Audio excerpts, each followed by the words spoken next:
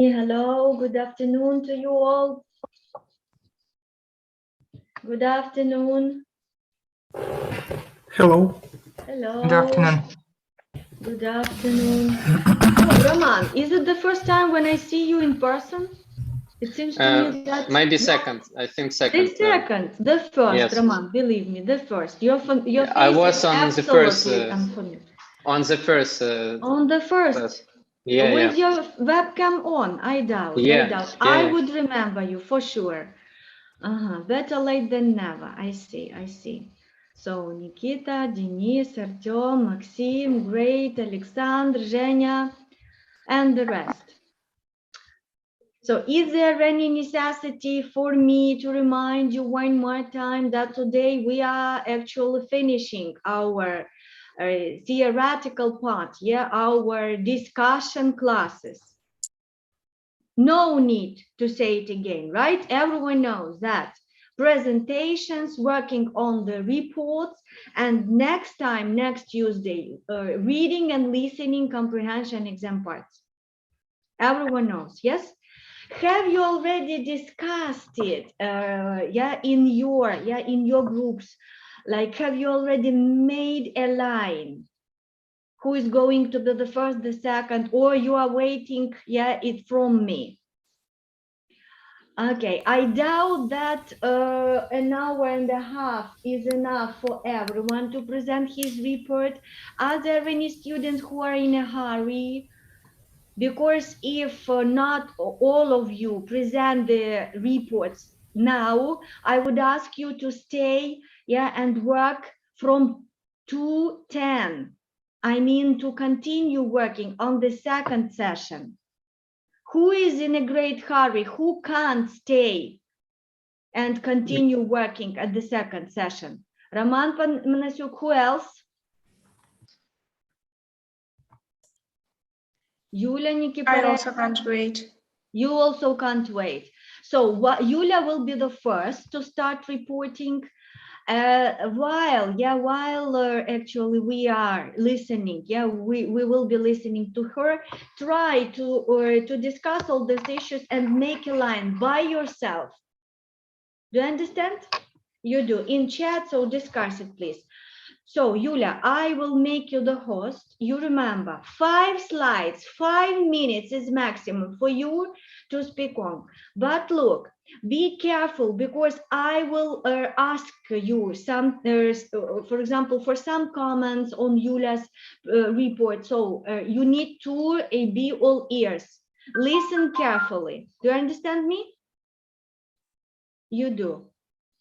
Yulia, say something, please. May I begin? Yes, wait. I just need to make you the host. You are the host now. Start, please. You may start sharing the screen. You may start sharing your screen. Okay. My topic is information in digital society, e-technologies, and the impact on information environment.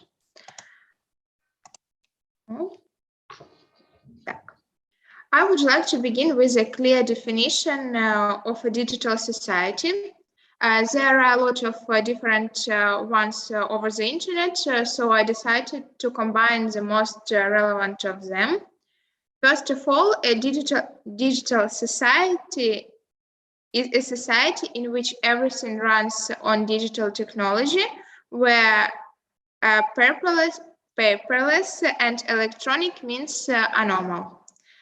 It is also considered as modern and progressive society that is formed as a result of the adoption and integration of information and communication technologies at home, work, education, and recreation. Another definition refers to society in which digital technologies are widely used to respond to different individual, community, and social challenges. Personally, I understand this phenomenon as a combination of all previous ones. We live in an amazing time where each task or decision, may be facilitated by modern technologies. Frankly speaking, it's hardly impossible to find someone who is unfamiliar with at least one of these technologies. To emphasize the role of information in the world of competitive and up-to-date technologies, I would like to show you some of the fields of our life where we use them. It's education, healthcare, work, entertainment, family relationship, communication, self-development, and traveling. It's clear that e-technologies have many benefits. The main ones are fast access to almost unlimited information, entertainment, and opinions. When doing research, we don't have to walk to library, search for books, and read a lot of information in paper. Location independence. Technologies offers us new information wherever we are. Increase of social connections. With the help of email and social network websites, people can stay in touch with each other more easily now. And the last benefit is that technologies save us time and give more ideas. It's much easier and faster to find some ideas on Pinterest or in other similar sites. While it is true that digital technologies have many benefits, however, it has some negative features, such as producing people who have fewer critical thinking skills and weaker social skills. Obviously, finding some information over the internet is faster, and that's why people are becoming a bit lazy. Often, however, people are faced with search engine results in the thousands or more, and their critical thinking skills may be overwhelmed by the volume of information. Though the tools designed for our communication with each other are very useful today, they may be harmful too, because people don't want to meet with each other in real life, but prefer to spend a lot of time chatting over the internet. And the last disadvantage is that every day we spend a lot of time on unnecessary social networks or watching video, and it would be better to spend this time much more productive. To sum up, I would like to say that modern technologies is a blessing and a curse at the same time. So we have to find a balance. People who embrace new technology should understand in which cases they really need to use them and when it would be better to do something themselves.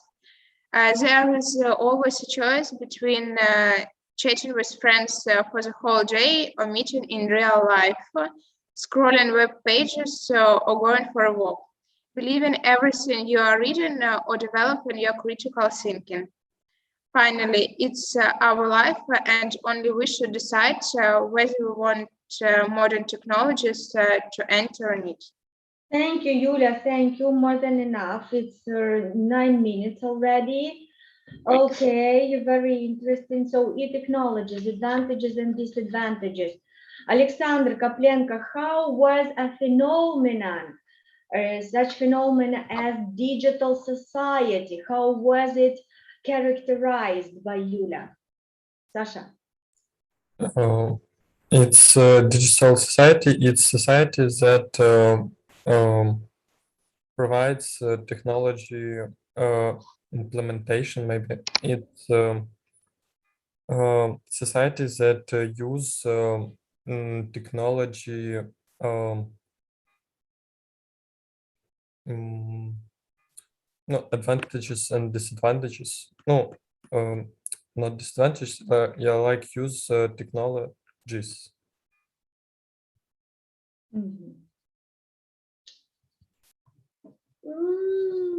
Not like completely clear from your answer. Which main disadvantages of e-technologies application were given to us? Andrei Stetyuk?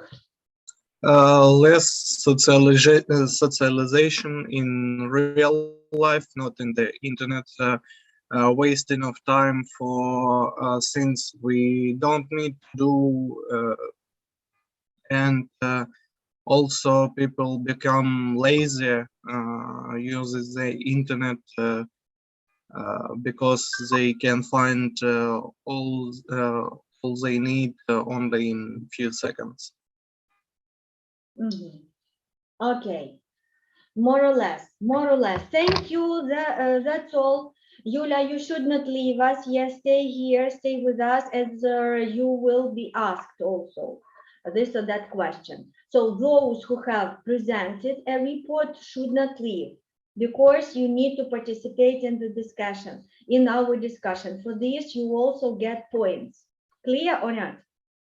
Okay, who comes next? Who comes next? Where can I see a list? Where can I see a list?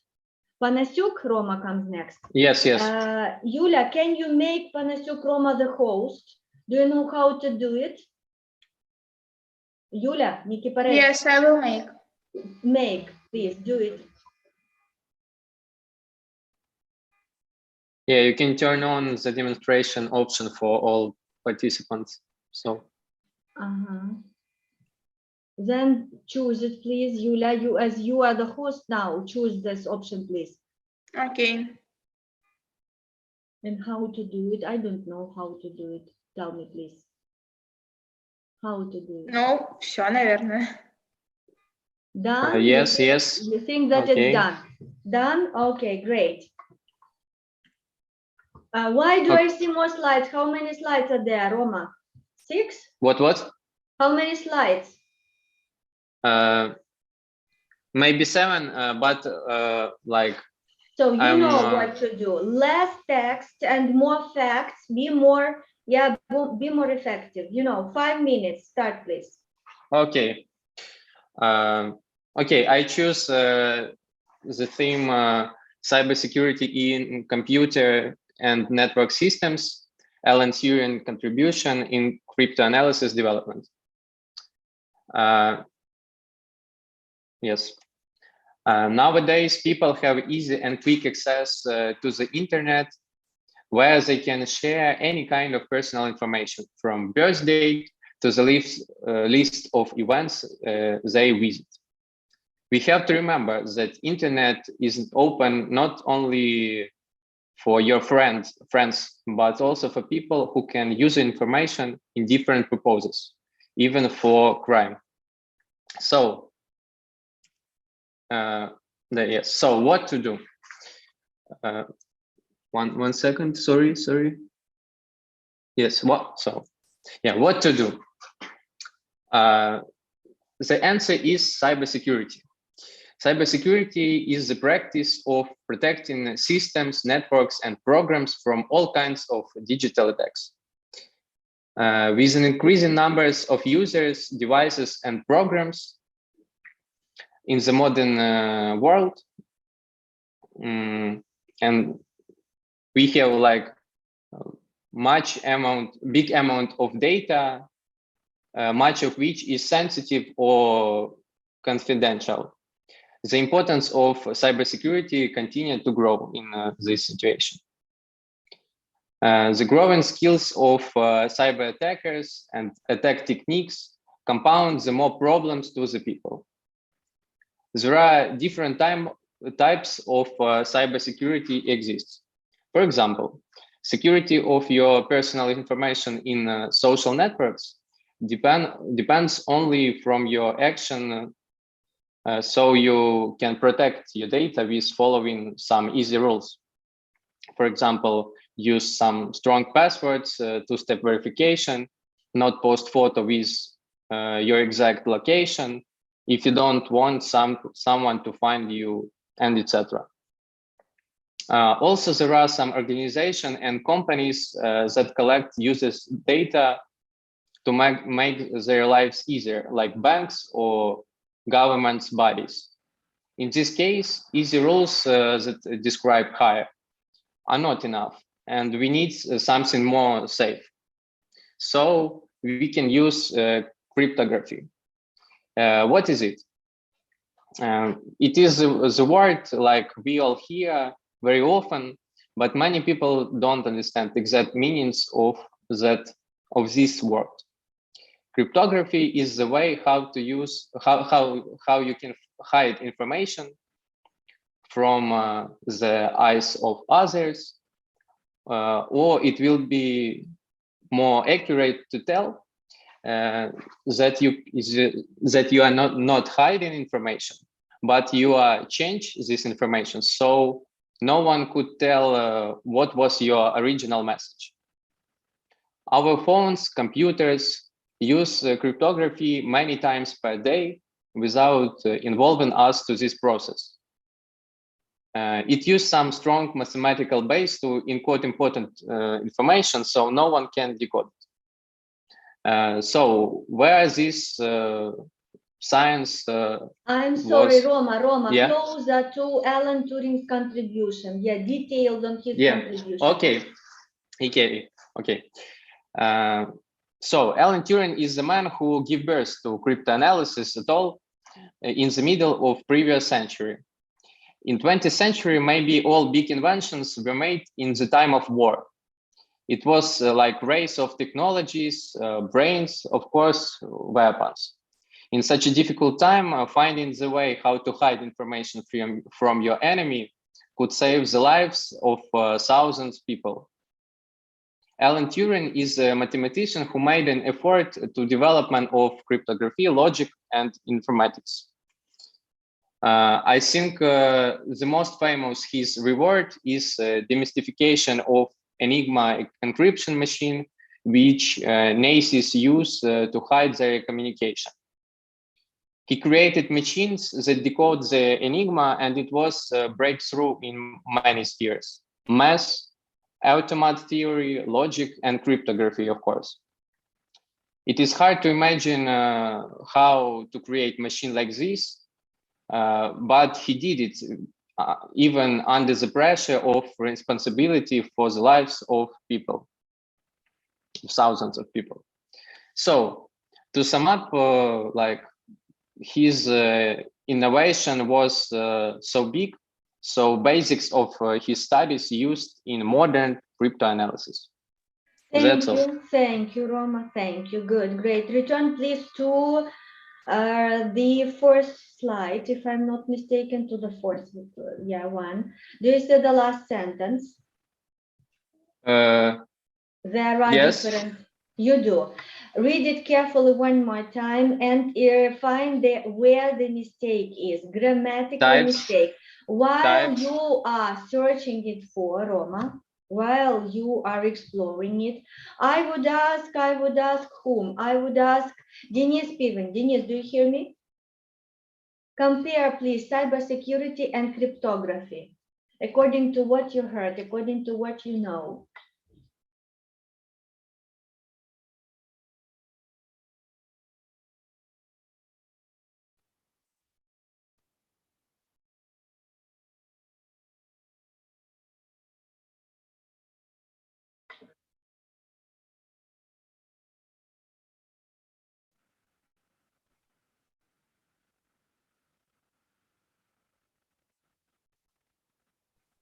What will be better said? Cybersecurity?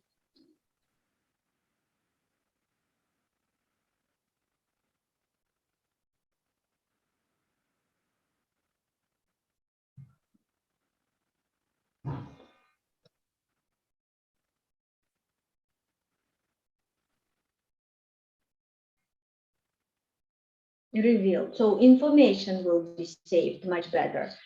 So cryptography, yes, I got it, correct. What is cryptography according to what you heard?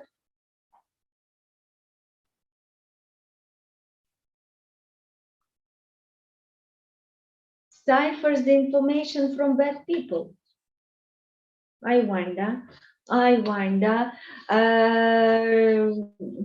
Oля, how would you define cryptography? Is it the science that ciphers information from bad people? Oля Babko.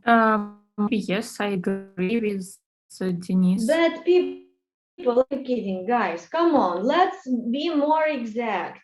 Bad people. Let's call them in more specific terms. Oля. Can I say? Yes, you can. Yes, cryptography is a technology that decode our important information from no one that can decode and steal it. And steal it. Steal it. I see. Nikita Dryabin, those bad people, how would you call them? Bad people is internet enemies or forget the word. At least hackers. At least hackers, yeah, right? hackers, To prevent hacking attacks. Thank you all. So, Roman, the mistake. Have you already, corrected everything? Read it.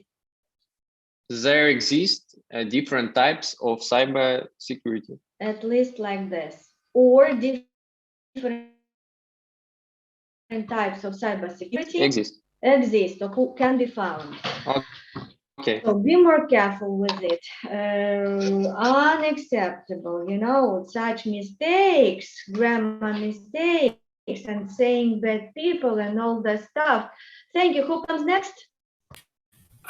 Start sharing. Sharing your screen. So Zhenya, Vasily. Yes. Did you see? Yes, we do. I wanted to tell about quantum cryptography. Firstly, I will describe the problem that produces necessity of such cryptography. So let we have Alice and Bob, and they have some informational channel. Man in the middle, is the attacker secretly attacker is attacker, yes. So about cryptography, about quantum computers and cuboids and spins. This cryptography method is based on quantum principles. Quantum computers operates cuboids that may be 0, 1, or undefined. Photons and electrons may be used as cuboids. The value of the cuboids defines a spin of the elementary particle. Here is yellow arrow or mark a spin of this particle. Such particles are with the same model, but anyway, some directions with opposite directions. I mark if their spins are undefined, and we defines the spin of one of them, since between them is really huge.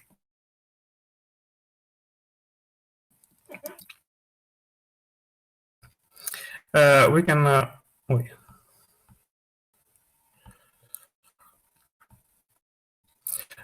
we can analyze photon with some base to send it as information across as bases. So photons can with the vertical spin is 1, and with horizontally 1 is 0. If you send photons with undefined spins, we have to read it with the same polarization basis. Otherwise, we will destroy the spin and overwrite information with something random. Now about encoding.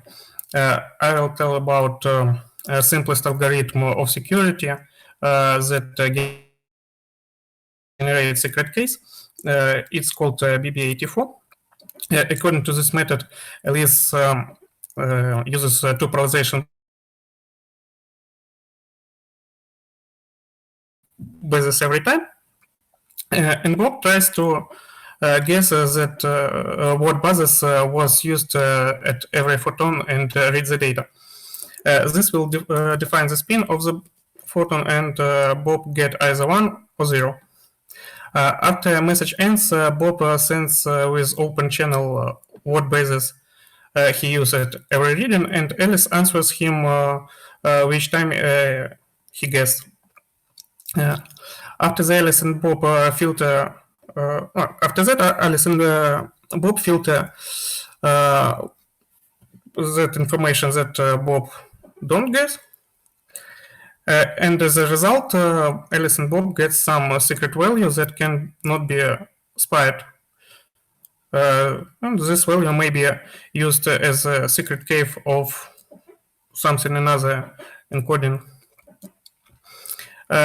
Eva cannot secretly spy such channels because her mistake will destroy original information. On average, she will create 25% error, so Alice and Bob can detect Eva and redo this algorithm. The only weakness of BB84 is open channel. Algorithm will not work if Eva replaces messages from Bob to Alice. That's it. That's all. That's it. Can you sum it up, as the topic is quite complicated? So, to sum it up, Zhenya. To sum up, quantum cryptography is a really interesting part of cryptography and really powerful. They can give us some methods that cannot be decoded with hackers. So it's a really strong thing, I think. By hackers. So the method quantum cryptography has already implemented, has already generated. Can we say that they are quite rather secure and no one can break them? As I say, the only weakness of this algorithm is open channel. When Bob sends bases that he uses to Alice, Eva can replace this information with his own. Only but Eva if we can replace. I see. Not only, not only, but when it happens, such algorithm will not work. Okay, let it be. Thank you, Zhenya. Thank you.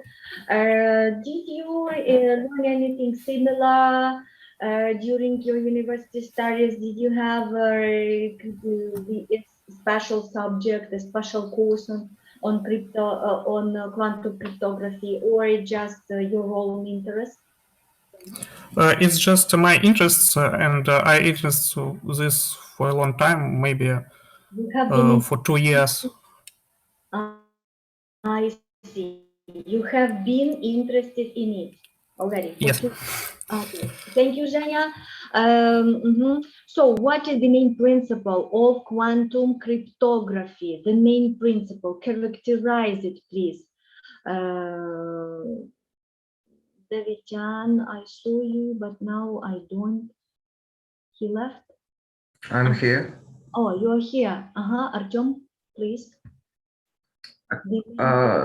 Quantum cryptography is? well, it's based on a qubits, as I heard.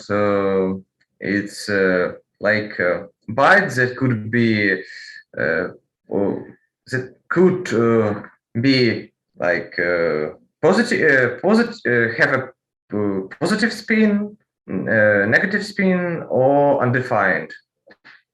So it has three different like states. Stages. Okay. And that's all. And well, it's kind of The basic. Okay. The basic ideas and aspects. Let it be. Who comes next? Thank you, Zhenya. Thank you, Artem. I am next. Welcome, you are. Start sharing. Arsen comes next. Yes, Arsen. Yes.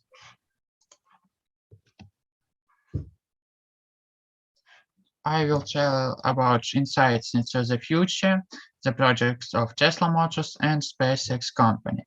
Let's start from the Tesla Motors. Tesla is a developer and manufacturer of electromobiles, and on the screen you can see the new vehicles. It's Tesla Cybertruck. It's like a truck pickup which could contain 6 people, have a large trunk, and can ride for 100 kilometers. And Tesla Roadster 2. It's a sports car which have only 2 places, but it's super fast. And it could drive for some hundreds of kilometers also. These both vehicles will start producing at 2022 and 2023. But more interesting, it's Tesla Semi. Tesla Semi is a big truck for cargo operations, and it's like personal Tesla cars, but for commercial. Pepsi company will get Tesla semi trucks at the end of this year, so it's the next month. I consider that the most interesting technology of Tesla is Tesla Autopilot. It uses artificial intelligence for it, as Tesla wrote on their official site. They use neural networks to build model of environment using cameras and scanners. At the pictures you can see visualization of these models, and I think that this is most important technology of Tesla, because we could use it for driverless cars. Next, about SpaceX. The most interesting future feature of SpaceX is Starship. Starship is Starship made for Mars missions, and theoretically it could contain hundreds of people and provision for them. And I have a small video like how Starship lands while the testing on the Earth. It have vertical landing, so it will use same landing on the Mars. And let's see.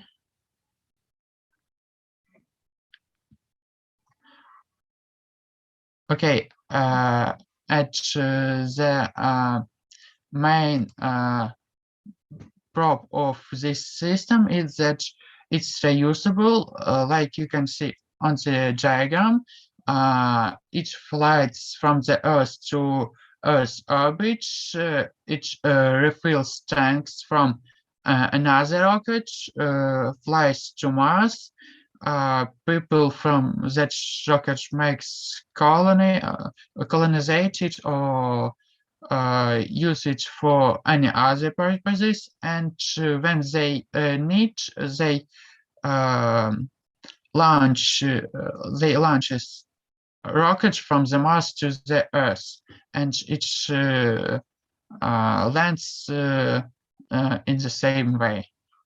Okay, Arsen, can you Thank you. sum it up? Okay, it's the end already. Good, great.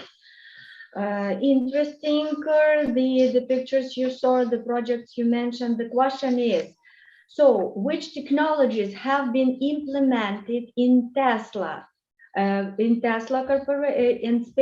corporations models? No, it's not the okay. question to you. So according to what we heard from Arsen, the technologies being implemented in these two tech giants' latest models are. The question to whom? To whom? To Uliana. Zhenya wants. Hold on, Zhenya, wait for a second. Uliana. Uliana.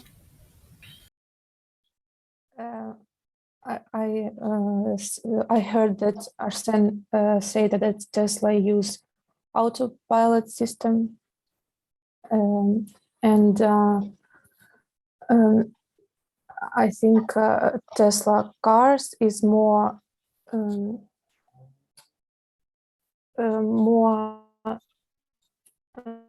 safe for nature. It use because of which technology? Why more eco-friendly? Why? Electric car. Yes, but it's not new. Something which is brand new. So only autopilot systems, and that's all. And running on electricity, that's all. It's what you heard. Zhenya heard more. Thank you, Uliana. Also, I heard that autopilot of Tesla is based on neural systems, and they share some information about their driving and how it works. What about SpaceX? The rocket can. As for SpaceX, thank you, Zhenya. And so tell us about SpaceX. Yeah, major advantage of that rocket which we saw. The major advantage, the major pro is that Lera Kotelnikova, what have they managed to achieve? I had some problems with internet connection while Arsen spoke about it, so I can tell you. You heard nothing. Ira Patienko heard everything.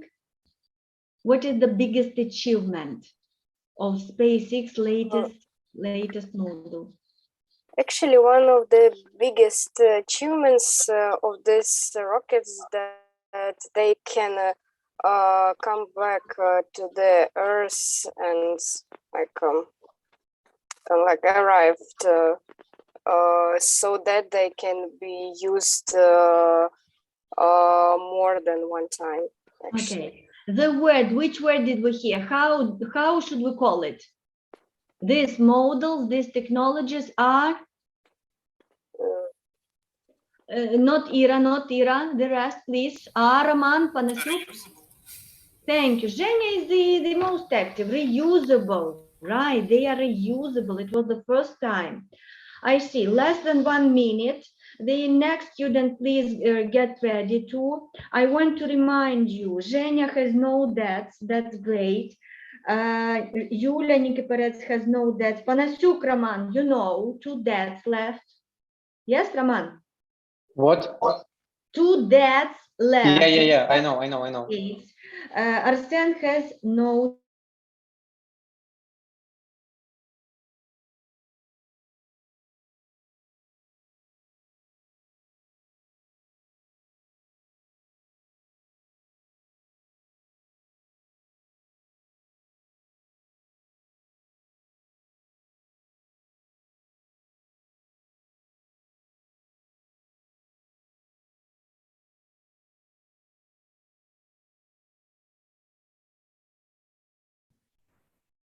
You need Yeah, what should I do?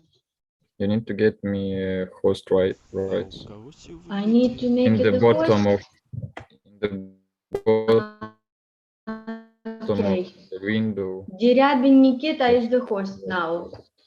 Nikita, are there any debts left? What's repeat, please? No debts left. No. Yes. Start, please. What's your topic? 1 second. My topic about robotics, about their history and spheres of application in contemporary. We still don't see. No, we don't see. Wait a second. There is a note that you have started screen sharing, but no image yet. Wait. Okay. So robotics, and yes, perhaps history. you will. Okay, a few facts from the history of robot. Now we see. Start, please. How many slides, Nikita? How many slides? If not count first and the last, four slides. First, Okay. 5 minutes. You have.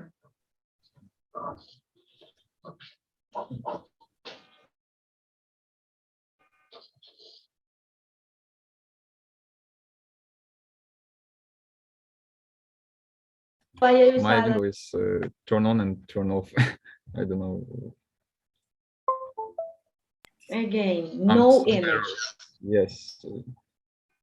Fix it, please, as quick as it's possible. Yeah, now it's been. We still correct. can't see anything. Oh, now yes. What is robotics? Yes. Okay. For first of all, let's get to know the definition of robotics. Robotics is a sphere of engineering and science that includes mechanical engineering, electrical engineering, computer science, and other. Robotics deals with the design, construction, operation, and use robots and computer system for their control, sensory feedback, and information processing. The history of robotics. The earliest robots, as we've known them, were created in early 1950s by George Devil. He invented and patented a reprogrammable manipulator called Unimate from Universal Automation. And for the next decade, he attempted to sell his product to the industry, but did not succeed.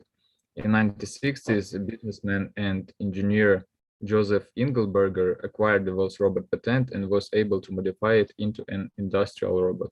And he formed a company called Unimation to produce and market the robots. For his effort and success, Engelberger is known in the industry as the father of robotics. Academia also made much progress in the creation of robots. In 1958, at the Stanford Research Institute, Charles Rosen led a research team in developing a robot called Shaky. Shaky was far more advanced than the original Unimate, which was designed for specialized industrial applications. Shaky could wheel around the room, observe the scene with his television eyes, moves across unfamiliar surroundings, and responds to his environment. Nowadays, robots are used in almost all areas of life. And this is not surprising because their capabilities are many times superior to human. For example, domestic robots can lawn moving, vacuum cleaning, or window cleaning. A robot can take over some of the everyday household Nikita, chores. sorry for Yes.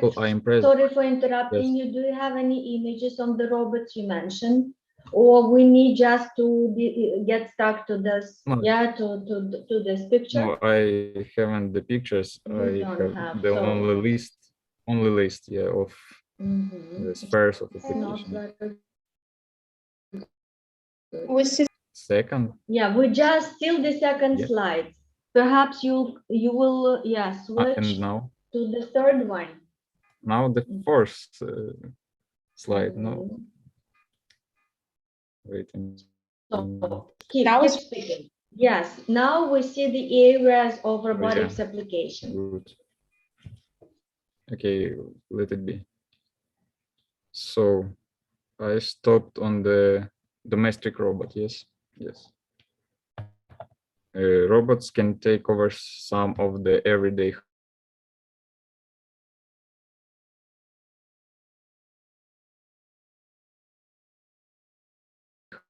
household chores.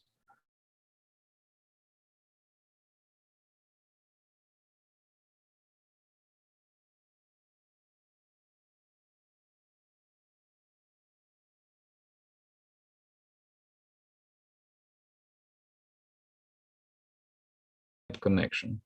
If the robot sends impulses via motion detection, it sends an alert to a smartphone. As treatment aids, robots are especially used on how to reactivate their locomotor system after a stroke or neurological disease. People who suffer from paralysis learn to walk again and even climb stairs with the help of training machines. One robot can do the work of 2 therapists. Robots are also found in operation rooms, where they don't replace the surgeon but are used as accurate assistants. Instead of using operation instruments, surgeons control a robot via a console with the help of joystick and foot pedals. Risks from human errors are minimized. But what about toy robots? Aibo, the robotic dog from Sony. Aibo perceives its surrounding with 2 cameras and microphones. The accurate data is evaluated by a learning program, so that the robot dog can develop an individual personality. Playing with this kind of robots can awake children's interest in development and programming of robots. And the last slide, it's a future prediction about robotics. And I want to get you some information about it. But some reports suggest that the amount of robots in the world could reach 20 million by 2030 year.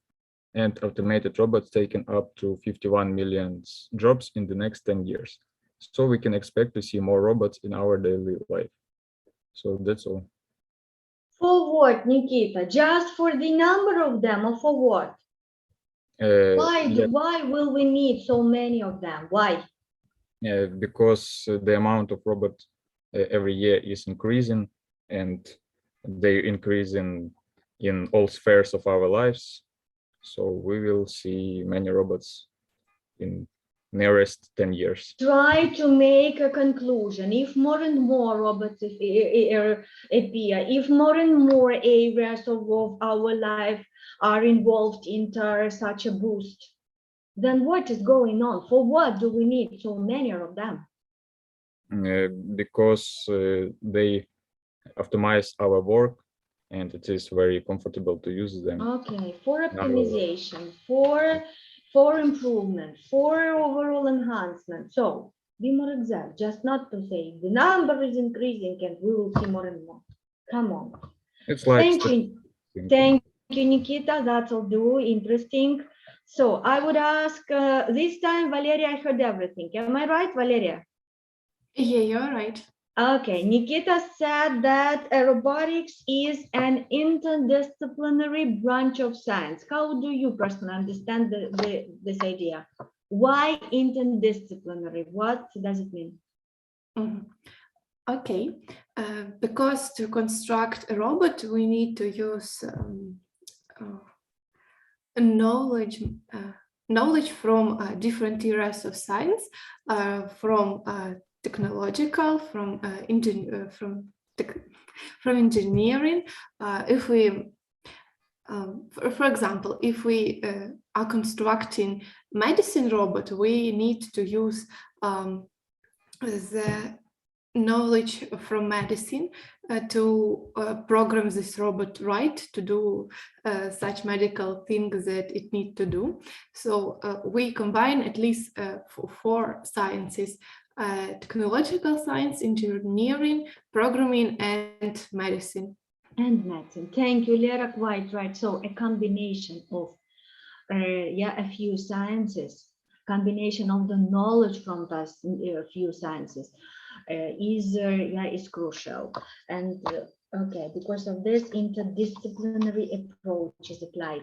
Tell me, please, what's the primary purpose of robotics? Halavai, Sasha? The primary properties of robotics, not properties, purpose. Purpose of robotics is, as I heard, it was moving on the room, and such I don't hear it exactly, but I remember that first robot was moving, and in nowadays proper of robotic is help in our life. Oh, Sasha, the question was, what's the initial, yeah, what's the primary objective of the science of robotics? But I didn't ask you what the first robot was doing. No. You did not get the question. Thank you, Maxim Fedorenko. How would you answer this question? Okay, the main purpose of robots, I think, and I heard that it's help easy our lives to replace the manual work by robots and automated all processes that do people. That people do. That people do, yes. So replacement and automatization. Good, great, thank you. Who comes next with the presentation? Whose presentation will be the next? I will be next. Uliana, welcome you are. And Uliana I need to Kostюченko. be a host. You need to be the host. Nikita, make please Uliana the host. And it was, yeah, previously you made it automatically. For us not to switch, what should we do in order to allow everyone, yeah, to screen share?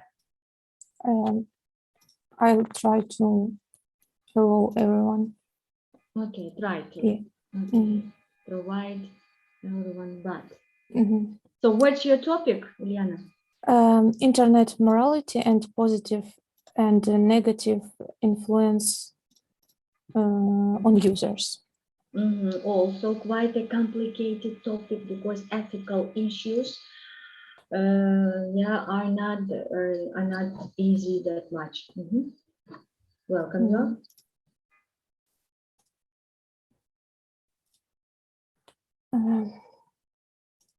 Yes.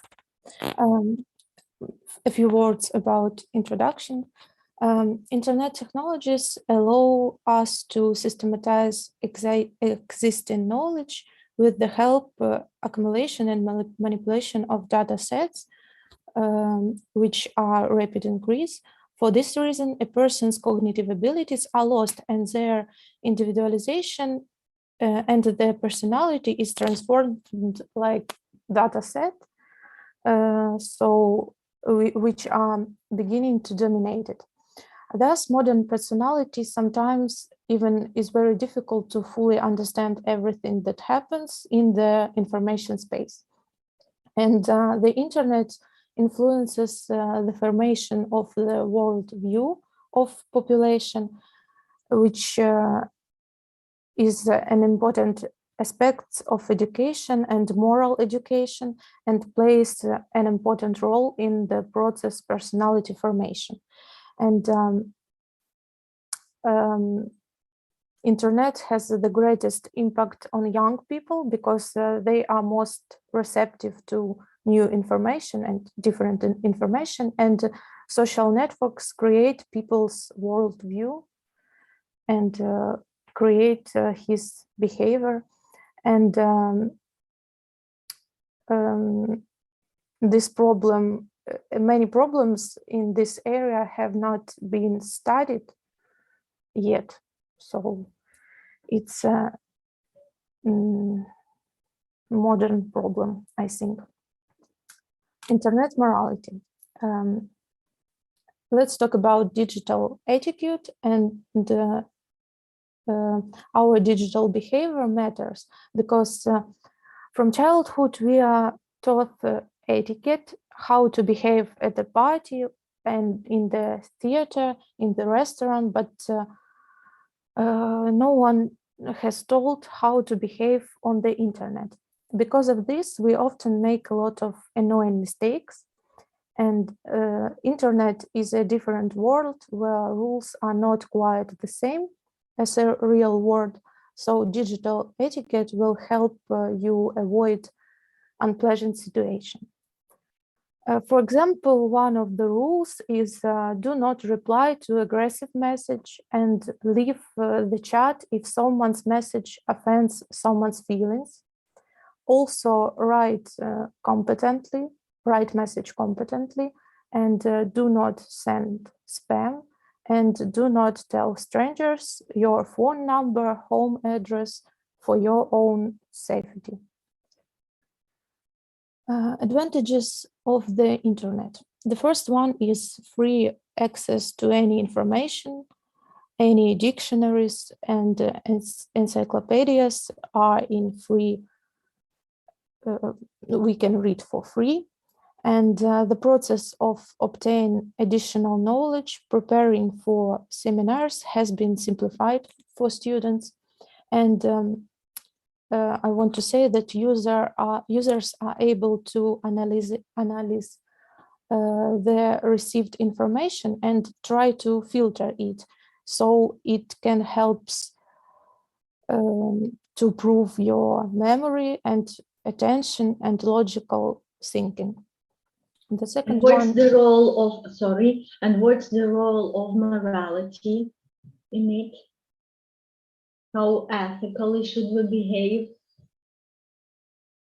No, it helps. It helps us to be more smart, maybe. Okay, keep speaking. No, but yes, it's a bit out of the topic, Uliana. Do you see? It's what I wanted to say. Advantages of the internet. You have started the year describing the technology, but the topic is morality, ethical rules. You better focus on rules. What to avoid? Yeah, what to gain, not to harm, not to. But keep speaking. I think second one, it's more close to the finding friends. Okay, easier to find friends, yes, and discuss films and music with them. No, and third, that we can distance learning and paying bills and ordering grocery, and it will help. It will be nice for people with disabilities, so it helps. And the disadvantages of the internet. The first one is virtual fraud and insecurity of private information. For example, in online stores or something like providing services, you can be deceived.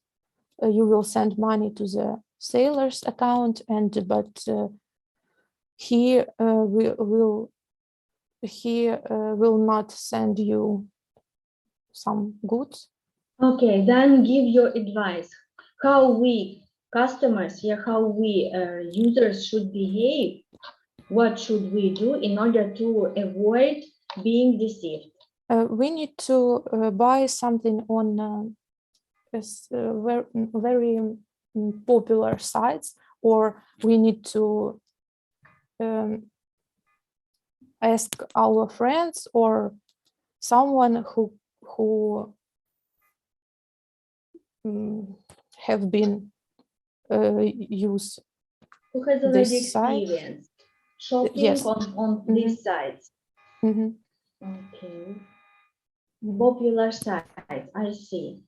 Reliable, yeah? Reliable sites, first of all. Popularity presupposes reliability. Thank you, Yulia. I would ask whom? Ola. Ola Bukhantsova. Yulia mentioned cognitive ability loss phenomena, the problem of cognitive ability loss. So what is this? Speak on it, please. And what can it lead to for the whole humanity? Well, maybe it's about how when we use internet, we don't actually communicate with others. So if, for example, you sit at home for a very long time and stare at the screen, it is harder for you to talk to real people because you're not used to do this. Like it's like habit, and if you don't practice, you will lose what you have. Do you activate your critical thinking abilities? Is there much need for you to make decisions I think, while staring at the screen all the time? well, I think it depends on what you staring at the screen. Like, if it's some news or information like this, then of course you might exercise your critical thinking. But if you watching some movie or TV series, then I think you just watching and maybe don't do much of brain work. I see. I guess doom scrolling, when you are doom scrolling, is even of less, yeah, even of less practicing for our brains. Yes, Thank you, Yulia. I want to say just one thing, that users avoid their loneliness if they are staring in his phone, and even avoid themselves, and person degrades, loses trait of will and individuality. Okay, not avoid themselves, but lose themselves, lose their personalities. Yes, Uliana, not avoid, but lose. Digital behavior. I would ask Yulia Nikiporets, digital behavior idea. What is this? Which behavior can be called digital?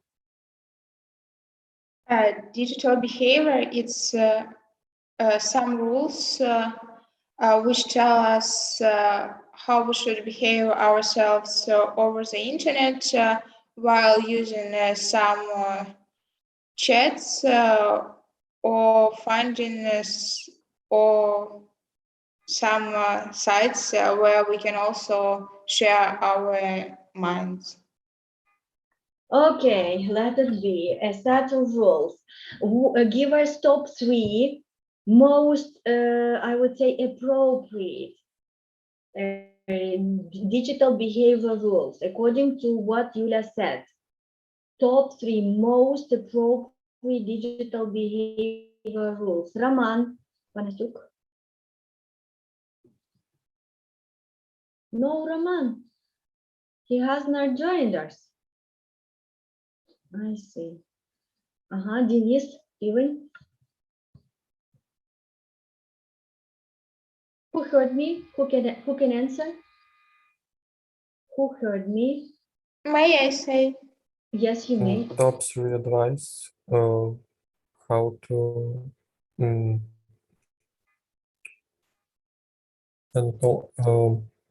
Behave appropriately. Yes. Within a digital environment. A girl wanted to say who? I wanted to say. Say, please. May I say 3 rules or repeat your question? No. Give the top 3. Top 3. It's Yulia Nikiporets already. Yes, I wanted. Be polite. Say only on topics that you understand. Stick to topics. Yes, stick to topics you are familiar with. You are familiar with, and think about in other people's feelings. Other people's feelings. Let it be. Generally, you are right, Yulia. Thank you. Who comes next? Uliana has finished. Who comes next? Who?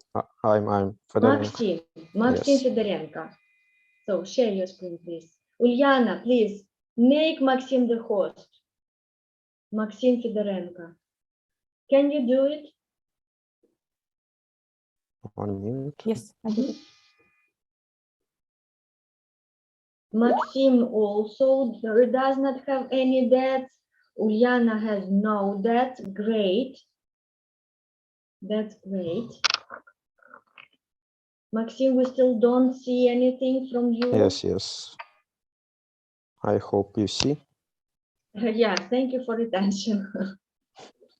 Okay, I start. The topic of my presentation is perspectives of up-to-date technological Can we development. see the first slide? You see my first slide? We see the last one, Maxim, the last one, where you are grateful for our attention. Now, yes, the perspectives of up-to-date technological development. Yes. And the second slide, you see, yes? Okay, let's start. Introduction. Over the past 2.5 centuries, the world has gone through 3 industrial revolutions. Each of them radically changed society and people's lives. During the first, factories appeared that create a huge number of jobs. The second gave people electricity, comfort, and mass flow production. The third, digital, opened the internet to the world, and with it, access to all available information. The fourth industrial revolution is just beginning, but its first steps are already visible. Okay. Next, I will talk about prospects of some technologies in different areas. The first area is artificial intelligence. Artificial intelligence not only simplifies human life, but supposes it even in areas where the use of machines was previously considered impossible. AI beats professionals in chess, Go, and poker. Google AlphaFold system solves the greatest problems in biology. Such advances in artificial intelligence have led some people to fear its active implementation. There are 2 popular predictions regarding the role of AI in the future of humanity, negative and positive. According to the scientists, over time, machines can surpass humans. However, until an AI superior to the humans emerges, humans have time to figure out a way to keep themselves safe. However, despite the fear of superintelligence, they recognize that AI will help solve many global problems, including climate change and cancer treatment. Okay, the next area is robotization. In parallel with the introduction of AI, enterprises are already mastering the automation and robotization of processes. Such development of technologies will not only increase production volumes, but also ensure its flexibility. The typical digital factory of the future is fully automated production, the components of which are linked to each other and the customer via the internet. Human participation will be limited to making decisions based on the collection and analysis of production data processed by AI in real time. Unmanned technologies remain the most important area of robotization. Already today, drones are actively used in the most dangerous areas for humans, for example, in places of natural disasters. In the future, due to the introduction of manned vehicles, they will become cheaper than manned vehicles. Such tracks can go non-stop to their destination, do not require a salary, and the presence of a person for service. The next area is the medicine of the future. Medicine is changing with the introduction of AI and robots. Already, artificial intelligence helps doctors detect diseases with a high degree of accuracy. Moreover, the development of methods of genetic engineering and biotechnology will make it possible to get rid of hereditary diseases. Progress in healthcare will not only improve the quality of human life, but also increase its duration. Medical technologies associated with the creation of biological prostheses and the cultivation of human organs in bioreactors will receive a separate development. This will eliminate the need to address the issue of organ and tissue compatibility during transplantation, which will save the lives of millions of people. One of the mysteries of a person is the structure of his brain. Today, more and more attention is attracted by technologies that will directly connect the human brain and the computer, given common to each with the power of search. The most famous example is the American startup Neuralink. According to the idea of his founder, Elon Musk, the project will expand the possibilities of people suffering from neurological diseases. The company is already testing its technology and has shown a video of monkey capable of playing video games. Also, in the future, space tourism will be developed, with the help of which people will be able to freely fly into space without any problems. Perhaps after some time, we will be able to colonize other planets, make them fit for life, and move to them. This will get rid of such a global problem as overpopulation of the Earth. So, in conclusion, we can say that the future technologies will definitely help solve many global problems and make our lives more easy in different areas. Okay, that's all. So, Maxim, you said that in conclusion, we may say that such applications can help many different problems, and you skipped. Different problems. May help us humans, may help the humanity do what with these problems? Solve, right? Get rid of, beat, fight. Maxim, you missed Yes. a key word here. You mentioned 4 spheres, so AI, robotics, then medicine and space tourism. Give please the examples, the brightest examples. Let it be just one noticeable project within each sphere. Can you give exact names of the projects? Because we heard only Neuralink by Elon Musk. Yes. Going to the first AI, which project can you exemplify? Different products that, no, for example, Different products is not a project. For example, is autopilot in Tesla that use Tesla's artificial autopilot. intelligence. Okay, medicine. Okay, in Medical medicine, area. we can see in this picture different products like cryptography, exoskeleton, and bioprothesis. Okay, and what? Bioprocesses. Bioprocess, And bioprocesses. Medical area is also clear. Robotics. In robotization, some drones that can help us do manual work, like replace courier and something like this. Can you give us an exact name of the project? Exact name, I don't know how it's called. So but you need to get ready, yeah, with if such a question is given to you, you need to provide an examiner with exact names of the project. Has everyone heard me? Just to say drones, not enough. Just to say, oh, different programs, not enough. Clear or not? Maxim, it's just for you and for the rest to get ready deeper. Thank you. Sasha Halavai, how many revolutions did you... Wait. Examples of the AI, Siri and Alice, that are voice helpers, are great example of this. Of this or what of this? Of AI Of in AI, real life. okay, of AI. Thank you, Zhenya. It was Zhenya, yeah? And now digital revolutions, digital revolutions. Sasha, how many have we already experienced? There was, as I remember, 4 digital revolution, and we are in the step of the 4th digital revolution. This, as I guess, it use technologies we distantly and use artificial intelligence, use more robotics in our lives, and other modern branch in modern science. So you said 4, and again we are on the 4. So 3 digital revolutions are... Yes, 3 was... oh no. Where? Oh no. Where?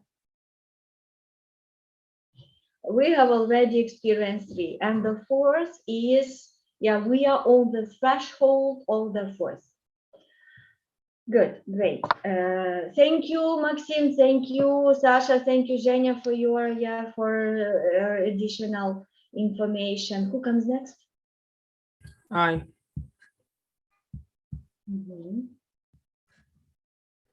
I see that Andrei Stechuk lost his internet connection. We are waiting for him. I is who? Tell me, please. Maxim Vasilchuk. Maxim Vasilchuk. Can you see my... Yes, we can. Again, no, that's great. My theme is about AI within the frames of cybernetics, and first we need to figure out the difference between AI and cybernetics. AI is based on the idea of creating machines to mimic human intelligence and behavior. When cybernetics is a science of human-machine interaction that employs the principles feedback, control, and communication. So there we talk about human and AI interaction. To start with, I want to tell how AI changed our approach to tasks. And a text translation is a good example to do it. In the past, text translations worked just like Chinese room. Imagine that you are translator, and you receive some text which is a list of words, and you also have a list of rules like vocabulary, and you compare these words in vocabulary and return list of these words in another language. Now, when we have AI, text translations takes place in a little different way. Firstly, AI read a huge amount of books or texts on the different languages, then find out the most used words and phrases, and how they create the sentences for each language. And after that, it makes connections between languages. There is a big plus of this method that we don't need to use the same books in different languages, but we need to have a lot of data for each language. What's about AI and nature? They may seem like opposites, but in fact, AI is very helpful for people to preserve the environment and keep track of the processes going on around them. For example, Google measures the sources of transport and construction emissions in cities so that residents and the government can reduce them. The Google Sustainability Project collects data on air pollution and the number of green spaces of the areas. In fact, it's just a small part of what Google does for nature. Leprosy of the land is an example of Ukrainian project. In short, this is a project about illegal amber mining in Ukraine and all its consequences. To estimate the scale of the mutilated areas, the team created a machine algorithm and checked satellite images to identify the main amber mines in the 3 police regions. In medicine, AI acts as an assistant. It helps both doctors and patients. For example, Project ADA helps people to diagnose the disease by existing symptoms. Yes, it can't fully replace the communication with a real doctor, but it's more better than just Google symptoms. Okay, it's much better, you said. Can you compare it with Siri mentioned by Zhenya? This ADA and Siri project, are they completely different or they have much in common? Yes, they're completely different. What's the main difference? ADA is give you questions about your feelings like temperature, headache, or other aches. When Siri is your assistant to do tasks on telephone, open something so app. branches of application and are different. Sum it up, Maxim, please sum it up. Oh, okay. Summing up, we can say that AI is used in a bunch of things that we can deal with every day and not understand that there is used AI. And the most notable projects within AI are? And the most project is, I think, Google Sustainability. It's about pollution. Do not say what is it about Google Sustainability Project more. ADA diagnosis projects that help to diagnose X-ray or cardiodiagrams problem areas to help. Thank you, Maxim. Thank you. Very little time left. Look, you see that lots of students here have not still reported anything. We're going to take a 20-minute break. And at 2:10, those I want you to return in our Zoom meeting. Those who have done it already, please also return. Please also return at least for some time to get involved in the discussion. Is everything clear? So we need to keep discussing. You need to keep reporting. A 20-minute break up to now. Clear, yes? Okay.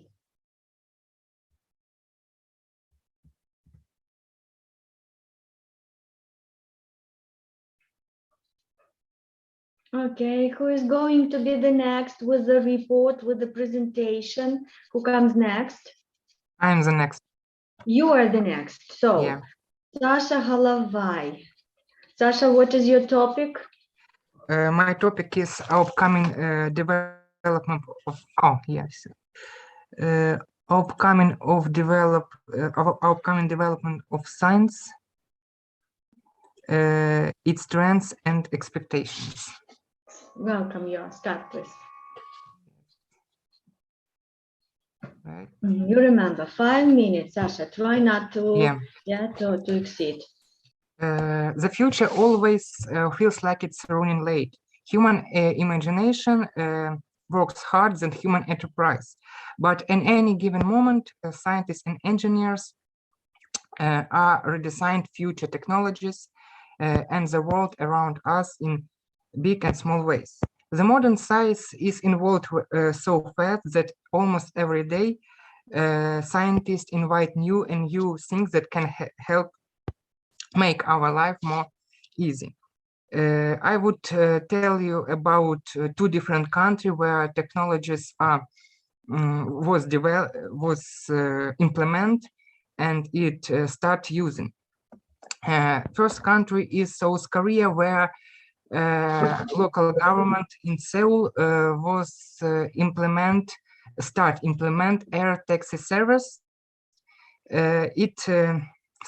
Engineers say that that the taxi service is expect to cut travel time between 2 places by about 2/3. It can transport people from airport to downtown Seoul.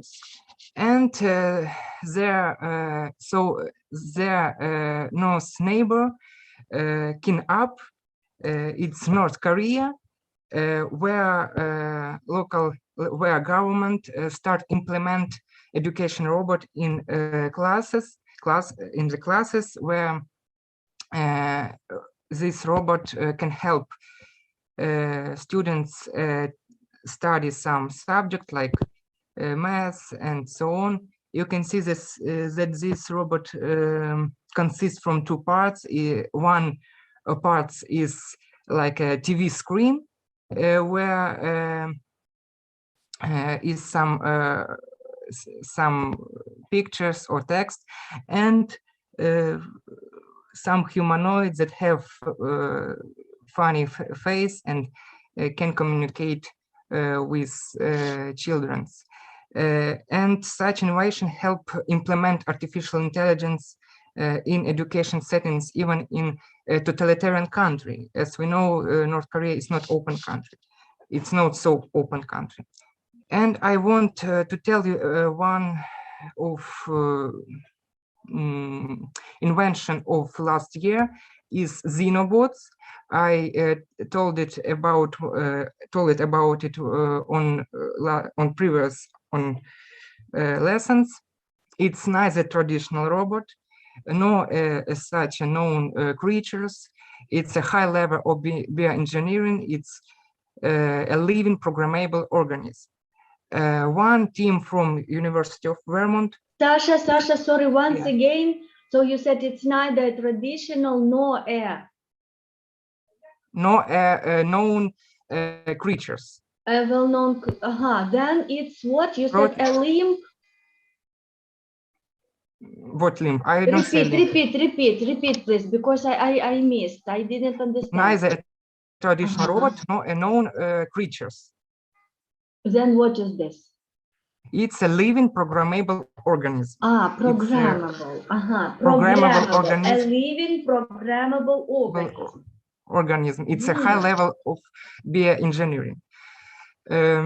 One team from University of Vermont have designed these living robots using Cybernetics, and you can see a photo with mathematical models and how it looks like in real life.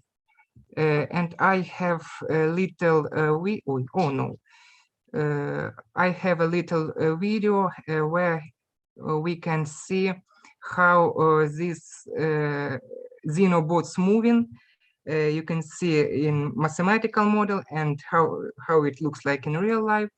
And these xenobots consist from 2 types of building blocks. It's passive blocks and tile blocks, and such he's moving so strange, I guess. And this Sasha, for what? I'm sorry. For what do we need it to move? Why? What's the applications? Usefulness? Yeah. For what do we need them to move? It's useful in macrobiology. It can clean water. Clean water, I can show you how it clean water in one here is collective behavior, and they clean water. They can also push some object, make some manipulations, and also it can transport object. It's very strange for me. And also it's xenobots can, if their organism was damaged, they can self-repair. It's some strange. And in the conclusion, I want to show you some another future technologies that is not in our dreams, it's become in our real life. For example, green funerals and lab-made dairy products is implemented in such country as Denmark and the Netherlands, I guess. And another artificial eyes, tactical virtual reality starts becoming in our real life. And unusual in my mind is AI scientist, how one scientist can create another scientist that was built on artificial intelligence. It's a little strange. You mean scientist creation? Scientist is a person. Scientist who was created on artificial intelligence. Yeah, it's so strange, but it's becoming and it's involving.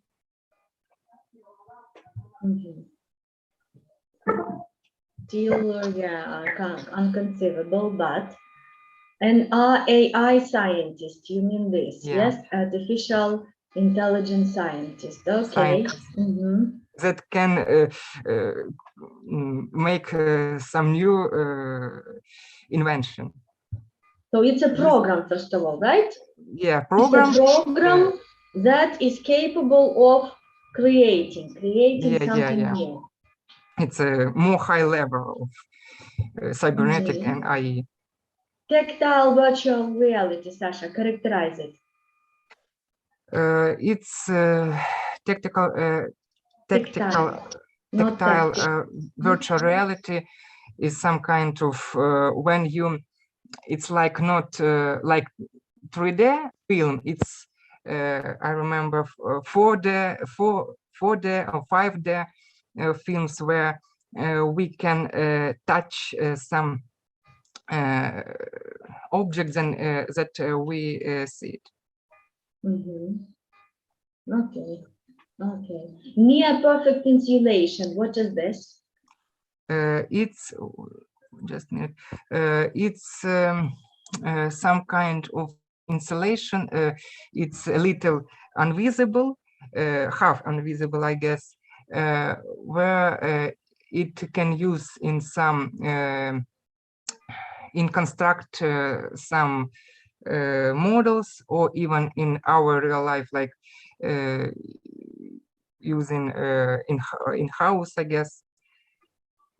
Why do we need, what is this, first of all? Is it a part of a device or a complete device? Why transparent? Why? Half transparent? Why? For what? It's like insulation stick that use in our house, but it's a little invisible, and it can be break so easy.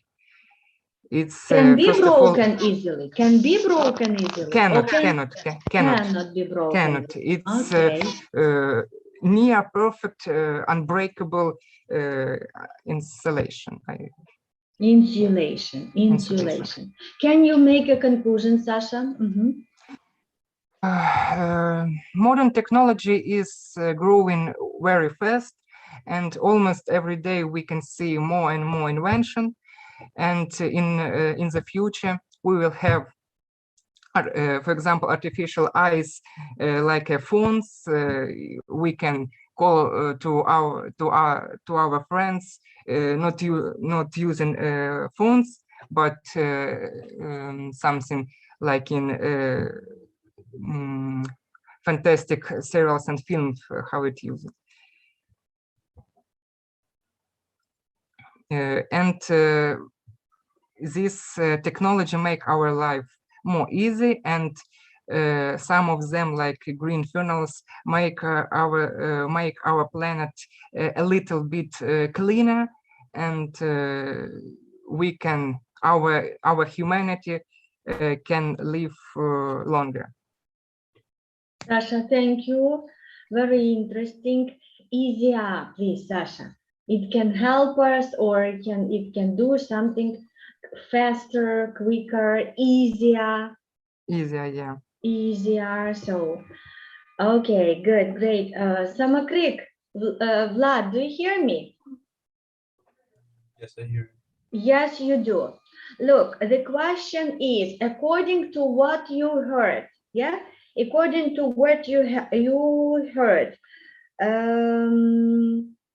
education robots implementation. Characterize, please, that technology mentioned by Sasha. What are the main classes of it?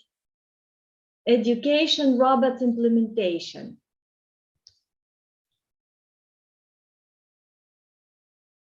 Speak up, please. According to what you heard. Like it's some kind of tutors, but implemented in robots, and we hope that in the future they could teach children's, help to teach our childs. Children. So you would prefer a robot to teach your would-be child? It's a hard question. Maybe not, but I'm not sure. I'll think when I could understand all the technologies which robots can do and the methods they use. So it depends. Thank you. Is it going to be, I mean, that educational robot, an independent tutor or a professional assistant, teaching assistant? Mike, what do you think? Mike Vahachov. Will it be an independent tutor or just an assistant? I think to begin with, it should be an assistant. Okay. Good, great. Thank you, Sasha. And who comes next? I'm next. You are the next. Valeria is the next. Sasha, make please Valeria the host. Okay. Sasha has no dads. That's great. So Kotelnikova Valeria. There are also no dads with you, Lera. Great. So you are the host now. Can we see your screen and your topic? I hope you see my screen. No, we don't. Yes, now we do. Green technologies, right? Lera, remember, 5 minutes. At first, I'm going to figure out what does green technology or green tech mean. Green tech is an umbrella term, so it's a wide sense term that describes the use of technology and science to reduce human impacts on the environment. These green technologies are developed in different areas of science. For example, energy, atmospheric science, agriculture, hydrology, and many other areas of science too. The aim of these green technologies is to reduce emissions of greenhouse gases in order to prevent climate change and especially global warming. Now I'm going to give you 3 examples of green technologies. The first 2 of these examples now are they has been developed and now are used in some places of our world. And the last one example is just on the stage of development. The first one is vertical farming, and in the picture you could see an example of such vertical farm, which is situated in Finland. Vertical farming is a method of agriculture in which instead of growing crops traditionally, produce is grown in stacked vertical layers, which you can see at the slide. In such way, crops require less soil and less water. And this vertical farming guarantees regular output in independence of the weather and maybe some disasters, for example, fires, acid rains, and so on. Also, by controlling temperature, light, humidity, and other characteristics, this technique of farming can help to grow the crop's capacity. So it has the potential to solve the upcoming food crisis. These green technologies can be built in buildings and even in the ships. So in such way, these vertical farms can produce food more closer to the consumers, and in such way, the transportation costs are reduced. The largest vertical farm, which exists now, is situated in the Abu Dhabi desert, and it is said that this farm uses 19% less water than a classical traditional farm. The second example is plastic roads. At the picture, you can see the road, the bike road, which is fully made of plastic. This road is situated in the Holland. You know that there are too many plastic in our world, and we try to recycle it, but the quantity of plastic is so high that we cannot recycle all of this. So one of the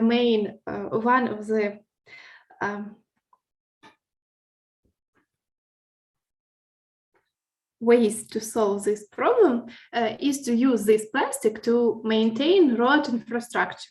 This is called plastic roads. In terms of plastic roads technology, there are 2 options: to do the road entirely of plastic, or to mix it with an asphalt. The first one is the most common, and this product is still in the demonstration phase. Plastic roads can also reduce carbon footprint of traditional road construction because they serve longer. Okay, and the last technology? Yes, the last technology, this technology is on the study of development and has name sunlight transport. I think in the winter and autumn time, every one of us has problems that it's even during the daytime, it's too dark in the room and we need to use artificial light. Because the sun side of building, maybe it's normal, it's bright here, but on the other side of building is too dark.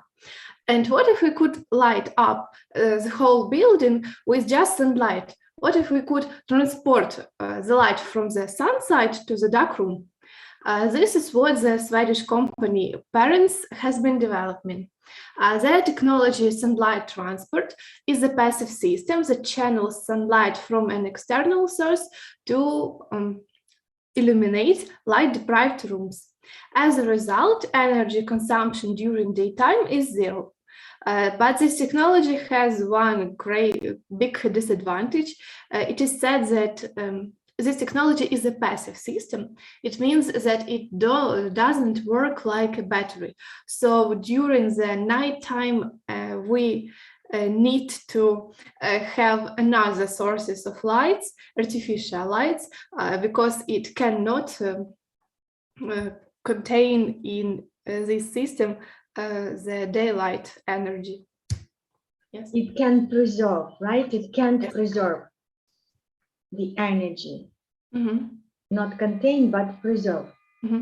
Passive system. Interesting. Then what's the plus, Lera? If it's a passive, if at night time we need some additional sources. During daytime? Yeah, No. what are the perks? The purpose is to perks, make not the energy purpose, consumption benefit. during the time zeroed. Is to okay, minimize. I see. Minimize. What's the main difference between solar panels and these devices? What's the difference? Solar panels can not contain, they can save their solar energy into them, and this technology cannot. This technology but you said preserve. You said preserve. It's also about saving, about generating, about keeping. No, this technology is not about keeping. Solar battery, yes. This technology, no. Is not. Okay, sum it up. Question about this. Look, Zhenya has a question. Is it a electronical system or some system of mirrors, for example? I can't understand how it works. Perhaps a purely mechanical. It now doesn't work because the scientists only develop the system, but their idea is to do this technology independent of the energy, dependent only on the sun energy. So as I understand, there are big panels, which you can see at the left picture. They bring the solar, the sunlight, and through the fiber optic cables transport this light to luminaries, which you can see at the right top of this picture. And it is this technology is constructed like not needed some energy except sunlight. Oh, so Zhenya, is it clear now? Yes, I think I understand. So what kind? Yeah, what type is it? If not electronic, then it's fiber optic cables. Fiber optic cables. Yes, it was on slide. So sum it up, please, Lera. Yeah.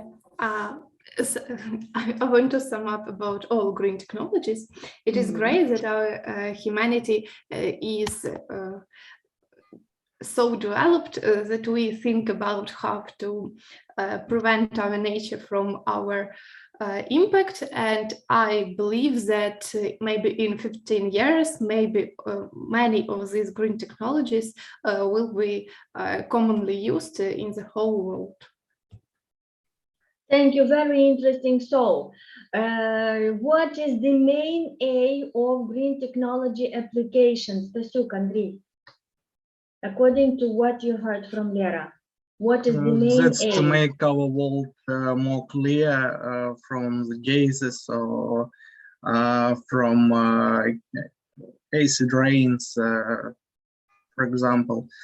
We try to make our planet better to live on it, not only for us, but the next generations. For the next generation. So cleaner, to make it cleaner, but not more clean. Yeah, cleaner and greener. Surely for our their descendants. Thank you, Lera. Very interesting and quite topical. Who comes next? Next is me. Ira is the next.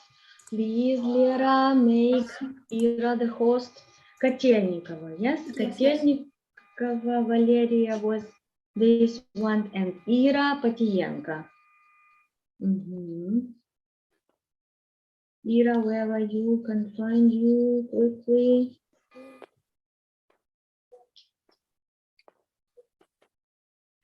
Ira, do you know that still 2 dates left, the 1st and the 5th?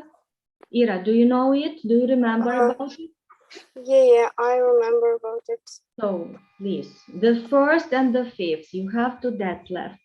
Welcome, Jan, with your presentation. So, digital phenomena and contemporary society.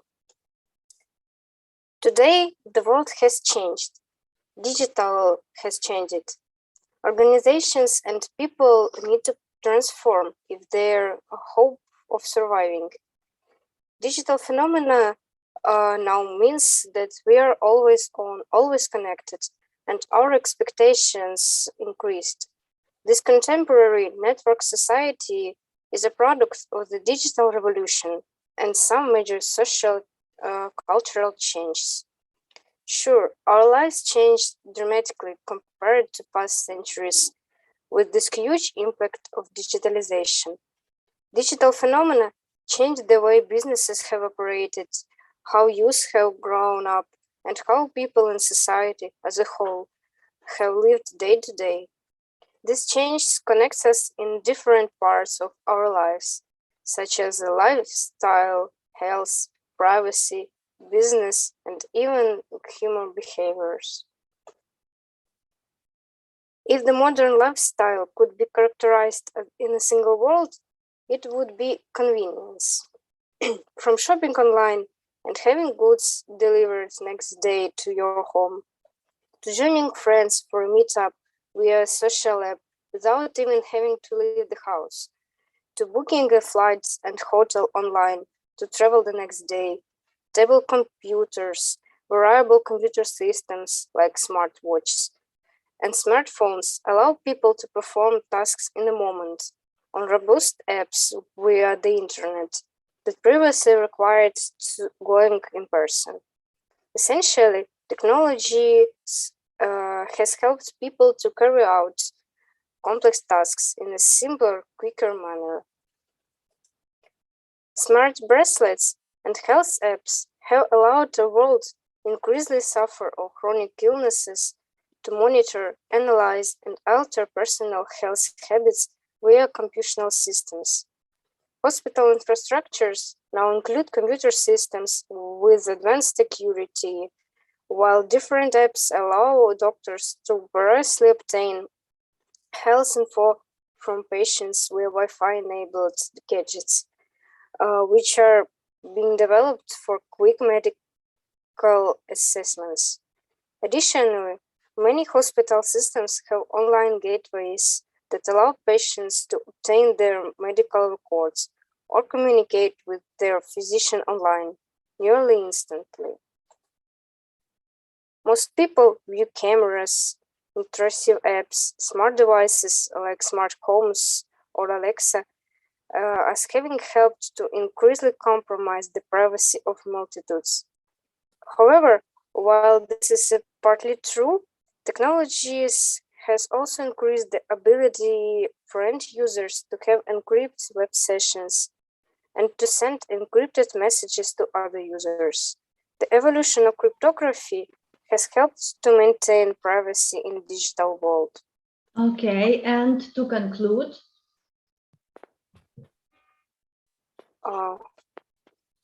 Actually, no, please make a conclusion. So first of all, which areas have you mentioned? Like I mentioned, lifestyle, health, and privacy. Like also in short, I can say about business that's skip it, please, and that we have lots of change in business and human behavior. And okay, to be a little bit shorter, I want to finish with the statement of Charles Darwin, which you can see in the screen. And it is not the fittest nor the most intelligent that survives. it is the most adaptable to change.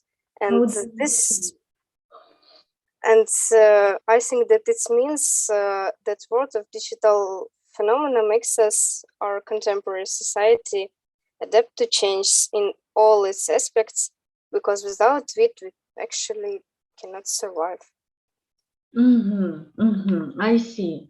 Oля, Babko, how comment on the saying which you see on the screen, on your screen? What is meant here, Ola? Sorry, I miss one piece of Do you see information. Ira's screen? Do you see it? Yes. So comment on the on the saying given here.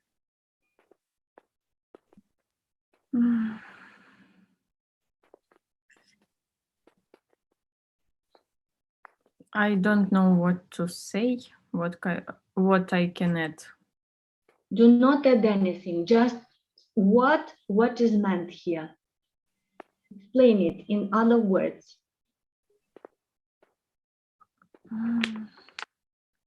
Can you repeat? I should explain this sentence. Yeah, paraphrase it. Say it in what is meant in your words.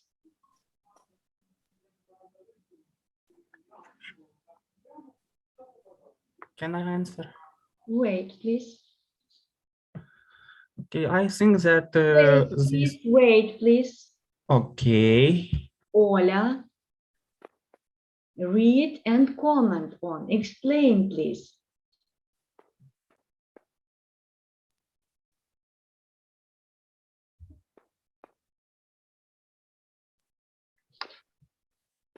I see. So, who wanted to Me, Maxim. I think that it's mean to be that survive human or something else that can to upgrade themselves, not just stay at the same point as the start. Upgrade themselves not at the same point as they Not were to at the be the same point, just move on and upgrade his own skills and others. It's the way you understand it. How does Ola Bukhantsova understand this saying?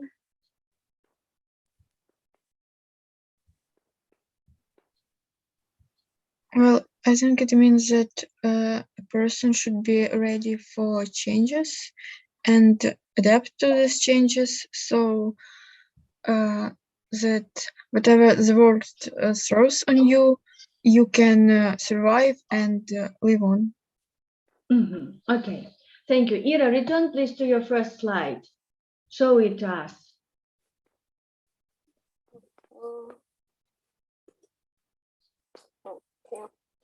Can you?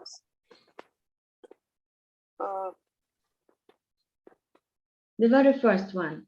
Not this one. Go to the second. Show us the second slide. Digital has changed IT.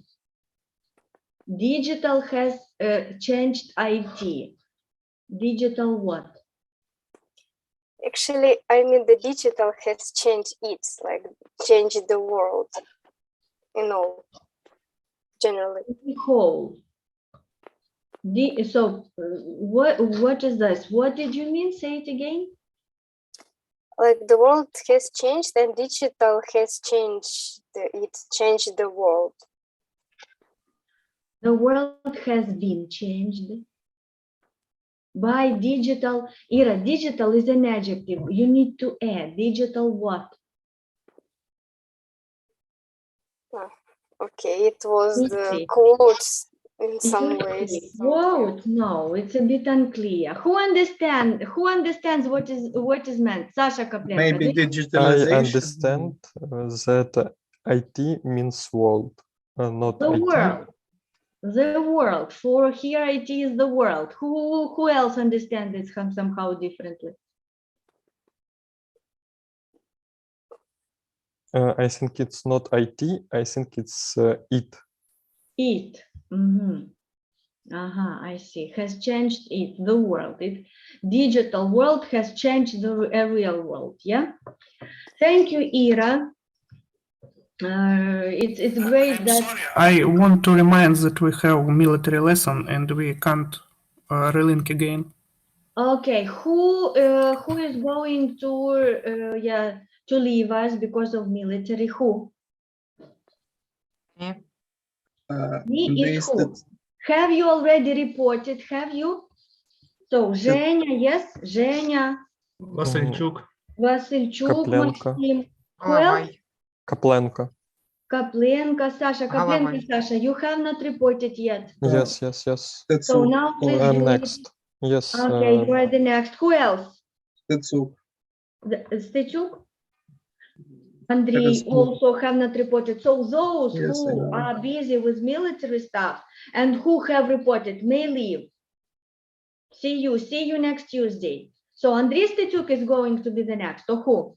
No, Kaplenko Alexander. Kaplenko, Sasha. Are you the host already? Not No, yet. but Ira, I can please. share. I can share window. Так. We have only 3 minutes for this conversation. I see. Yes. Sasha, do your best Okay. to just to reveal Так. everything.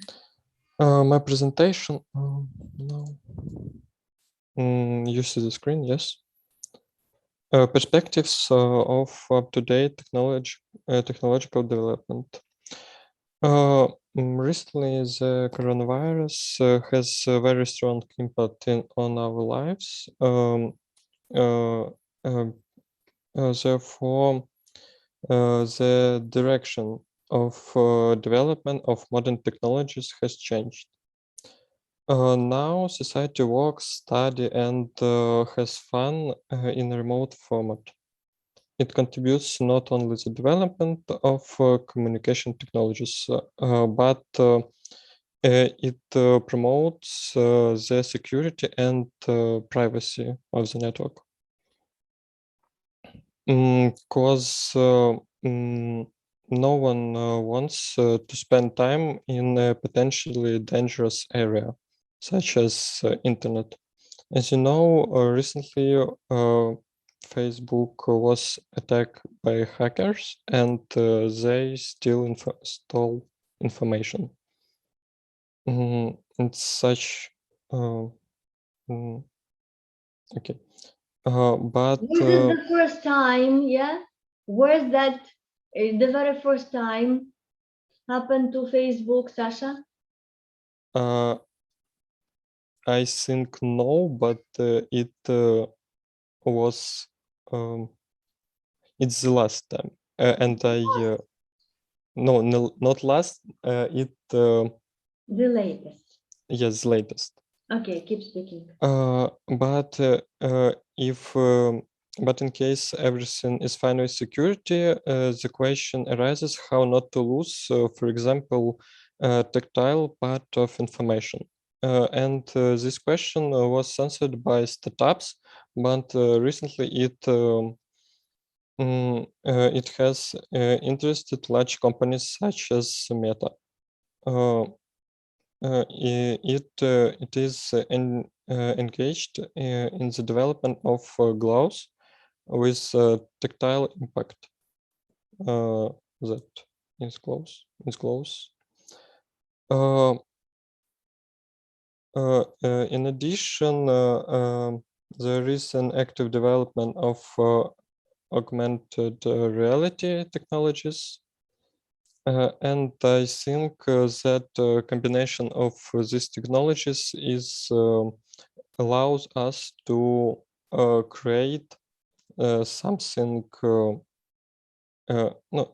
create an interesting project.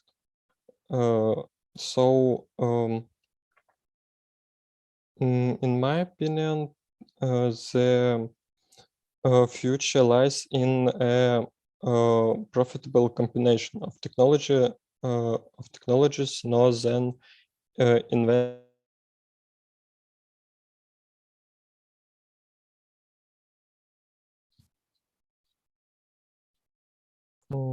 Okay, I already finished presentation. You saw the last sentence about combination technologies. You said that in your opinion, augmented reality technology can boost the further, the further project development. So you may finish. You may. I said that combination technology it's that future lies in a combination technology, more than invention some new technology. The future is for combination for combining these technologies more than inventing something new. Yes. An interesting idea. Is that all you wanted to say? Yes, that's all. Remind us, please, the difference between AR versus VR. Okay, VR it's is all of you make like the same mistake. a new VR world. is. VR is something like a new world. It's created from it's created new world, but AR is implement some thing in real world, and we can saw them but not touch. We can not see smell. but not touch. Yes. Okay. Can you give? Who can give us exact examples of VR and AR projects? Already applied, already implemented. Who knows? Arsene, do you know? Do you have any idea? VR is a virtual, for example, VR is virtual reality tools for a place which exists, but you sit in your room and use special VR helmet or something other device. But AR, it's like holographic display in cars, in luxury cars with speed and other information. And other data. Okay, interesting. Thank you. Thank you, Sasha Kaplenka. Who comes next? Can I be the next one, please? Who? Stetsuk, Andrei? Yeah, if the rest are not against, surely welcome you are. I'm not. You are not. Yes, you organizer. are not sharing. You can't do it. It's me who Yes. should. Yes, who should make you the host. Welcome you are.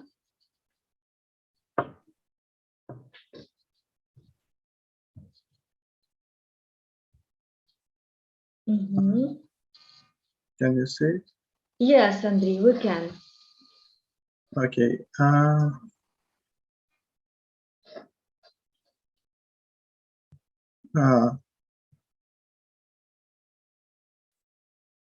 Application of cybernetics and its role in the modern technologies.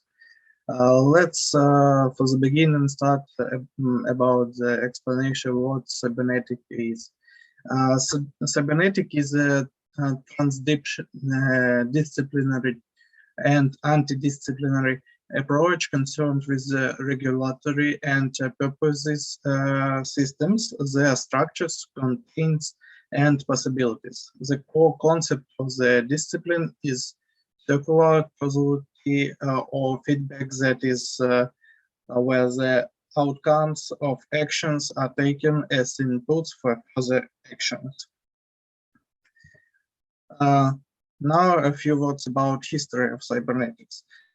Cybernetics has its origins in the intersection of numerous fields during the 1940s, including anthropology, mathematics, neuroscience, psychology, and engineering. Initial developments were consolidated through meetings such as Mary conferences and the Radio Club. Okay, now let's speak about subfields and the theories of cybernetics. The first, they are autopoiesis, biological cybernetics, conversation theory, engineering cybernetics, management cybernetics, medical cybernetics, perceptual control theory, second order cybernetics, social cybernetics, and a lot of others, but this is the main one. But okay, Andrei, autopoiesis, go to the very first one. What is this? Yes, I'll tell about all of them now. Oh, about each of them. Yes. Autopoiesis was originally presented as a system description that was said to define and explain the nature of living system. A canonical example of an autopoietic system is a biological cell. The eukaryotic cell, for example, is made of various biochemical components such as nucleic acids and proteins, and is organized into bounded structures such as the cell nacelles. Okay, Andrei, can you characterize perceptual control theory? The rest we know already, we've heard from other students' reports, but this one, perceptual control theory, okay, is about what? It's a model of behavior based on the principles of negative feedback. A control loop maintains a sensitive variable or a reference value by means of the effects of its outputs upon the variable as mediated by psychical properties of the environment. Andrei, and now in much less words, how do you personally understand it? Okay, that's a theory that builds on the effect from the world. If you get some force from the any other system, you change your direction into the other way, for example. You make a different decision. Okay, go yes, to the next slide, please. Okay. Application and influence. In creative arts, in architecture and design, in counterculture, in economics, in family drapery, in feminism, in philosophy, and many, many others. Let's speak about creative arts. That contains three parts. That's system arts, interactive art, and thematic art. System art is art influenced by cybernetics and system theory that reflects on natural systems, social system, and social science of the art world itself. What about feminism? I wonder how feminism has benefited from it. Cyberfeminism is a feminism approach which grounds the relationship between cyberspace, the internet, and technology. It can be used to refer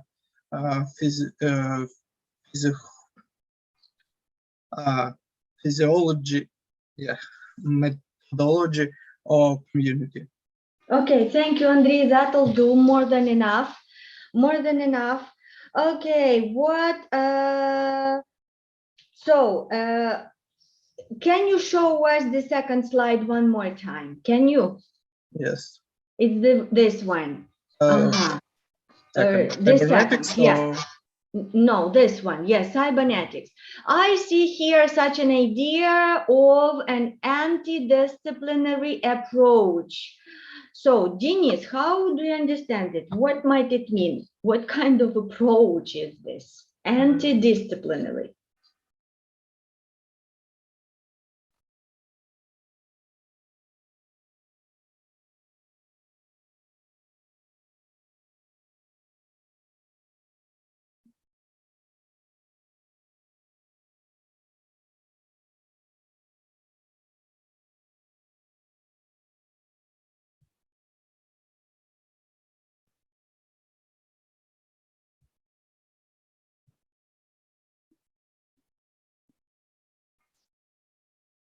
And it means that we may say that the approach is anti-disciplinary.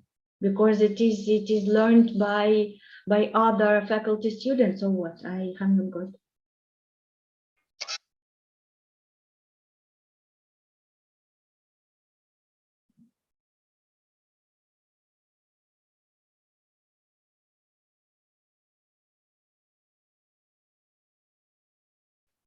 As a science, yeah, as a science approach, you have not mentioned, not a single lecturer mentioned. So I'm the first to propose such a topic. I wonder. It's your understanding a bit unclear, but still. Artyom, Davidyan, how do you understand it? Anti-disciplinary approach. Why anti? Anti means not. Well, I guess because it's cybernetics kind of in abstract science, abstract methods of it does not have any exact. No, it kind of has, but it's used in many different areas in a similar way.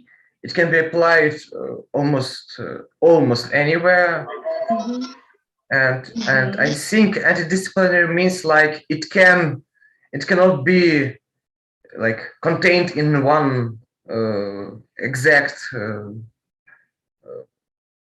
It can be featured commonly, similarly, right? Because of so many directions of its application. Thank you, Artyom. Who reminds the meaning? Yeah, the cybernetics is originated from Greek. Yeah, from the ancient, from the Greek language.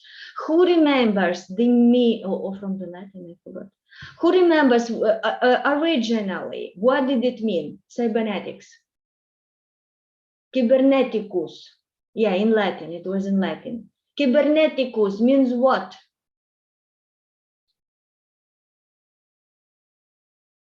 In Greece, it's a science of controlling or manipulation. And it was banned in USSR, as I know, together with genetics, because it was considered West science. Norbert Wiener, yeah, was the first to use this idea. Norbert Wiener. Who has ever heard about Norbert Wiener? No one.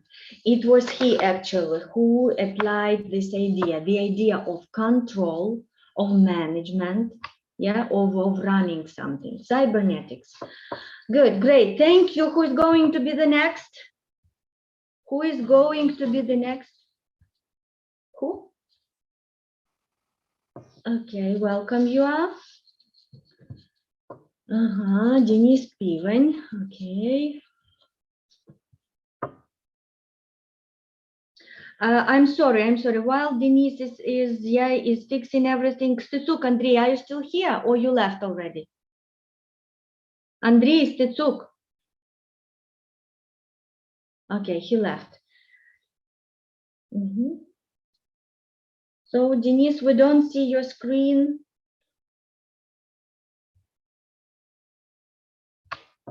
Denise, we don't see your screen.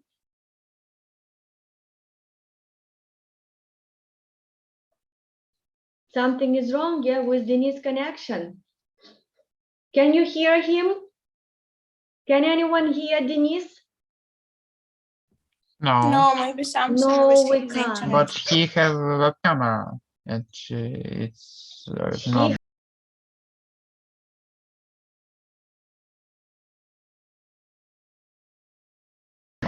He has what? Yeah. Image from website. Yeah. And then and we see that he has started screen sharing, but no image. Okay. Who is left? Tell me, please. Who else is going to report? Who? Me. Me is who? Artem Davidyan. Artem Davidyan. Davidyan. Artem.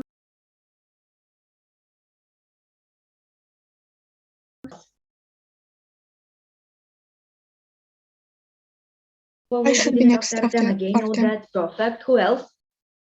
Oh, we see the timetable. Great. Who else?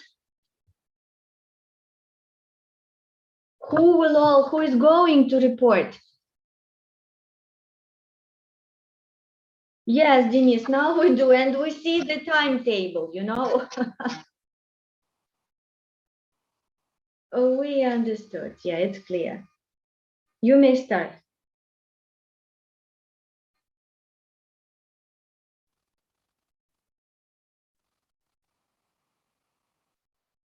Mm-hmm.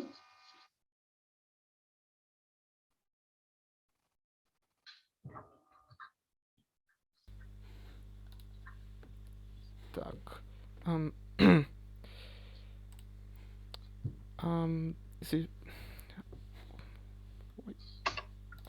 Yes, everything is visible, so okay. don't get worried. The internet is a modern word, occupies a very large part of our life, of society. With the development of the internet, a lot of different things have appeared, both good and bad, that affects people' lives. The first thing that easy accessibility of information. One of the factors that affects life is that now people can take more knowledge while spending less resources. If earlier to find information you had to go to the library or in another places, now you can do the same without getting up from from your place. But but this also has a downside. The information becomes too much, and it is more difficult to filter that you really need. The next part of this team is facilitating communication between people. With the development of communication technologies, has become easier to communicate with people who are at a distance from you. But it also easier for other people to learn about you. Other students tell us about privacy and such things earlier. The next theme is opportunity to present yourself and your creatures. For example, you can paint or for photography or video or another. With the advent of the internet era, it becomes easier to express yourself in these spheres. Another theme is opportunity to entertain yourself. If in past you need to read books, or I don't even know that how to entertain people in the past, but now when people are bored, the internet allows you to choose from a huge variety of entertainment, games, movies, and others. And the last topic, it's easing economic processes. The economic and monetary system have become more transparent. Now everyone can find out how much money they have in their account by something simply by attaching a card to the terminal, not like in the past. Transactions have become more accessible for many people now. Denise, and on the other hand, with this transparency of all financial operations, with the money transactions, accessibility, what has happened, Denise? We can happen that robbery up to new level, that people can use social engineering that can steal your money easier also.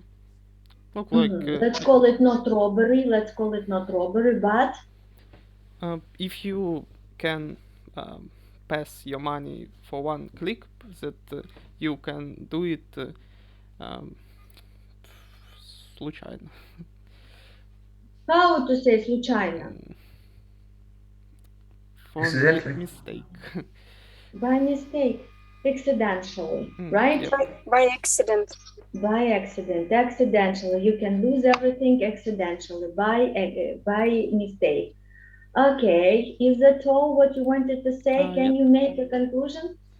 The conclusion is that I think that internet can get us more many things, but how we use that things depends on us. On users. I see. Thank you. Denise mentioned filtering operations. What is this? What do we mean saying filtering? Mike, could you comment on it? Filtering. Filtering of what? He mentioned filtering, yeah, while searching. Yeah, filtering information while searching, not only information, filtering options of some technologies while you are browsing, while you are working, while you're on the internet. What is going on with our searches, with our constant searches, with this information? So I think it's related to personalization of search output. They will be more related to your environment. Okay, personalization of information. Thank you, Mike. Who comes next? Me, Artem. Artem, welcome you are. So, Davidyan Artem, yes? Yes. Artem, no that. Denise has no that. Perfect. Okay. My team is subdivisions within cybernetics and medical cybernetics application. As we know, the core concept of cybernetics is circular causality of feedback. Outcomes of actions are taken as inputs for further actions. And the interesting thing about cybernetics is it's concerned with such processes, however they are embodied. Therefore, there are a lot of subdivisions of this disciplinary. Let's take a look of some of them. Biocybernetics is a scientific discipline in which the ideas and methods of cybernetics are applied to study the processes of self-regulation in biology and physiology. Biological cybernetics studies the patterns of management, storage, processing, and transmission of information in living systems. It plays a major role in system biology, seeking to integrate different levels of information to understand how biological systems work. The next class is engineering cybernetics, also known as technical cybernetics. It's a branch of cybernetics concerned with application in engineering, such as development and creation of various automatic devices, automatic machines, automatic sensors, recorders, computing and control machines. One of its most important applications is creating a cyber processes that could be controlled with human brain. The next one is medical cybernetics. It's related to the use of ideas, methods, and technical means of cybernetics in medicine and healthcare. We can represent medical cybernetics in two areas, computational medical diagnosis and automated management systems for healthcare. But we must not confuse medical cybernetics and application of cybernetics in medicine. For example, automatic glucose sensors, which used for condition monitoring in case of diabetes, or speed and spatial sensors for correct functioning of cyber processes, are products of engineering cybernetics application. On the other hand, processing biological data from patients to diagnose by using computer technology, I think that medical cybernetic studies. That's all. Thank you for listening. Very interesting. Could you repeat it one more time? Define the notion of medical cybernetics and the examples, give us the examples of application of bioengineering in the medical cybernetics area. Well, medical cybernetics is not about, when we think about medical cybernetics, we think about prostheses, something like creation of like cyber organs, but it's not likely about that. It's about diagnosis. It's about analyzing data to like make a diagnosis of a patient, or to automatically manage the systems for healthcare, like maybe logistic So if we mean any device, it's already not medical cybernetics, right? It's already what? It's engineering cybernetics. It's bioengineering, yeah, or e-health, or e-health area, right? Bioengineering or just engineering cybernetics? There are, like I said, there are a lot of subdimensions of cybernetics. Some of them considered a part of cybernetics, some of them not, but someone like artificial intelligence is not considered a part of cybernetics by someone. It's similar, but someone thinks it's. But thank you. Okay, thank you. Enough. Artem, who comes next? Me, Bukhantsova. Oля Bukhantsova, welcome you. Oля, we're ready to listen to you. So my theme is upcoming development of science, its trends and expectation. As the world never stops spinning, the scientists never stop working, and every day there is some new discovery, inventions that can make our life easier or help us understand the world around us. And I would like to talk about different devices, inventions, technologies that were unveiled this year, or projects that we may see in the near future. First, I would like to talk about tactile virtual reality. It's a new step in virtual reality development, and prototype for such concept have been already developed by a team from Northwestern University. Besides obvious usage it can get from gamers, it also might be used for people with amputated parts, body parts, and it's supposed to help them renew their sense of touch. The next is living robots. It actually already been mentioned by one of the students. And living robot is a biological machine. It is tiny and has ability to self-healing. Such technology was created last year by scientists from Tufts University and University of Vermont. And it was created from frog cells, and this year they upgraded xenobots, that's what it's called, and now such cells can Sasha called them xenobots. Ola, is it correct to call them xenobots? I think yes. I'm sorry. Xenobots. I misspelled. Okay, xenobots.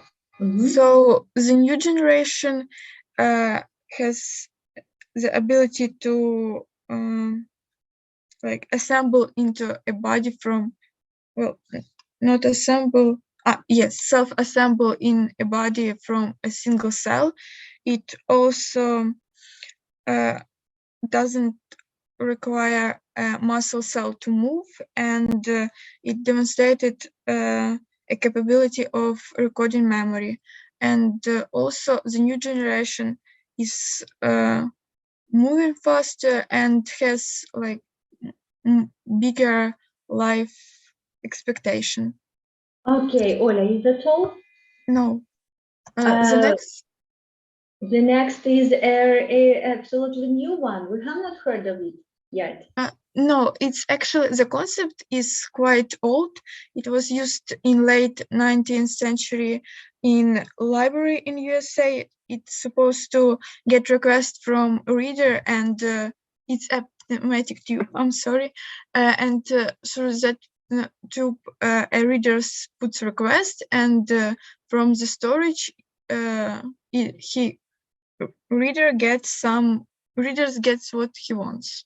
And how is it called? It's called pneumatic tubes, but it's like just a concept. The implementation for it is a hyperloop. It's a form of transportation, future form of transportation. It actually was suggested by Elon Musk in 2013, but I think that the company that's supposed to build it isn't connected with him, and the company called, I think, Virgin Hyperloop, and they supposed to build it by 2030. Okay, they are supposed, but who knows? Yes, because I think there was some delays already. Because, or no one can overcome the laws of physics, even Elon Musk can't. I see, Ola, you are going to mention hologram technology. What else? Just give us a list. Well, the last one is flying cars. Flying cars. Oh, flying cars is more interesting. Could you go to flying cars? Yes, of course. So flying cars, we've seen it all in movies, and they might be more real than we think. Actually, flying cars, there is two forms for them. The first one is supposed to change its shape, like going from road to airway, and the other one is looks and operates like a helicopter. And this year there was actually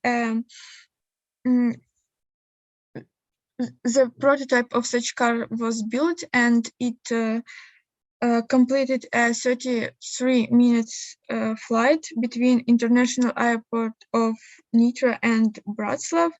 Its creator, Professor Stefan Klein, said it could fly about 1,000 kilometers at the height of 2,500 kilometers, and it changed its shape from car into airship in about 2 minutes and 15 seconds. That's all. Thank you, Ola. Quite unexpected and even weird, I would say. Yeah, even a couple of years ago, a flying car was just a myth. Yeah, just a dream, just a myth. Now, yes, now everything has been nearly become reality. Who comes next? Another Ola, another Ola, is left. Then Mike and Vlad. Am I right? So 3 students left. Look, if not enough time, then please restart for us to finish, okay? Please restart for us to finish. Ola, welcome you are. Ola, Babko. Да, сейчас. Oh, 1 minute, please. Oh, can you see my screen? We can, Ola, we can. Good. We can't see your screen. 1 minute. My topic is ecological challenges and their technological solutions. The first problem is waste. Among all the problems most often mentioned are irregular garbage collection, littering of city streets and green areas, lack of infrastructure for sorting, and lack of incinerators. Separate garbage collection at home is the most obvious way of behaving ecologically, but it's too difficult or no here to dispose of a garbage for recycling. How to solve this question? The first is reducing plastic consumption. For example, don't take bags in stores, use bags or eco bags made of fabric, or buy coffee in your thermocup. And build recycling plants. For example, waste processing plants were opened in Germany according to European standards. Because of this, the producing of energy from waste is one of the effective methods of active protection of the environment. Impressive is the fact that such electricity production is comparison with traditional thermal power plants allows reduce the level of harmful carbon dioxide emissions by 300 tons. Carbon dioxide emissions. Yeah. Yeah. Emissions.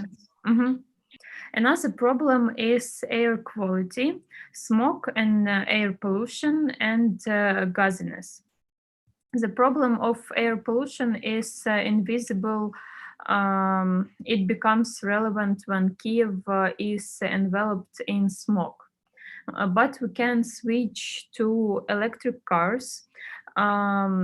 Like Norway was the first country in the world to almost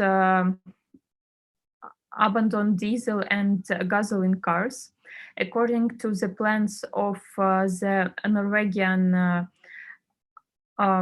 authorities, by 2025, there should be no cars with internal combustion energies in the country.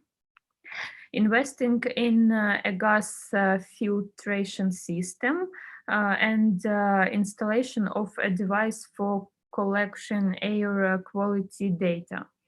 And one more way, use energy saving lamps instead of conventional ones.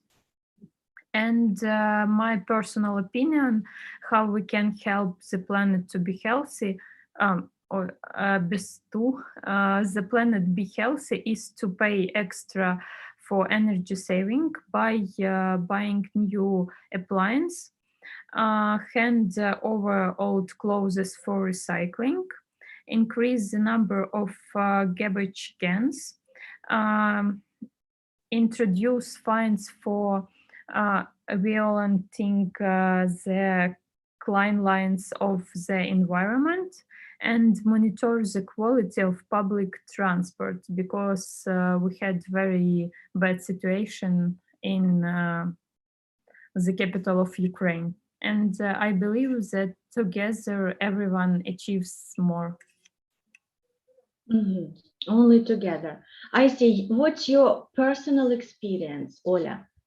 How do you promote this green policy? I start to use 3 bags in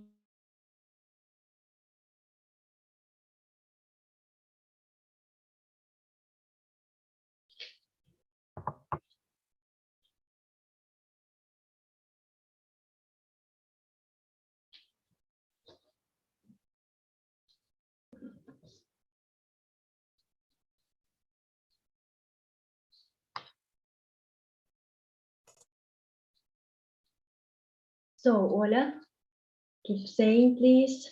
Keep sharing your family's experience. Ola, Babko, we don't hear you, unfortunately. Ah, I see. Ola. Aha, she's connecting to audio. Ola, can you hear? Yes, yes. I started sorting a garbage, but I had a problem. Garbage. Good. Garbage. Sorry. But I had a problem with I don't know how to say. Near my home, I don't have 3 bags. Separate containers, you mean, yeah? Containers, Containers for separating.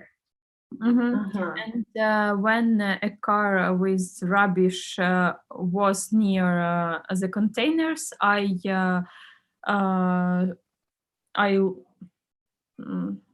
заметить, как будет? I have noticed.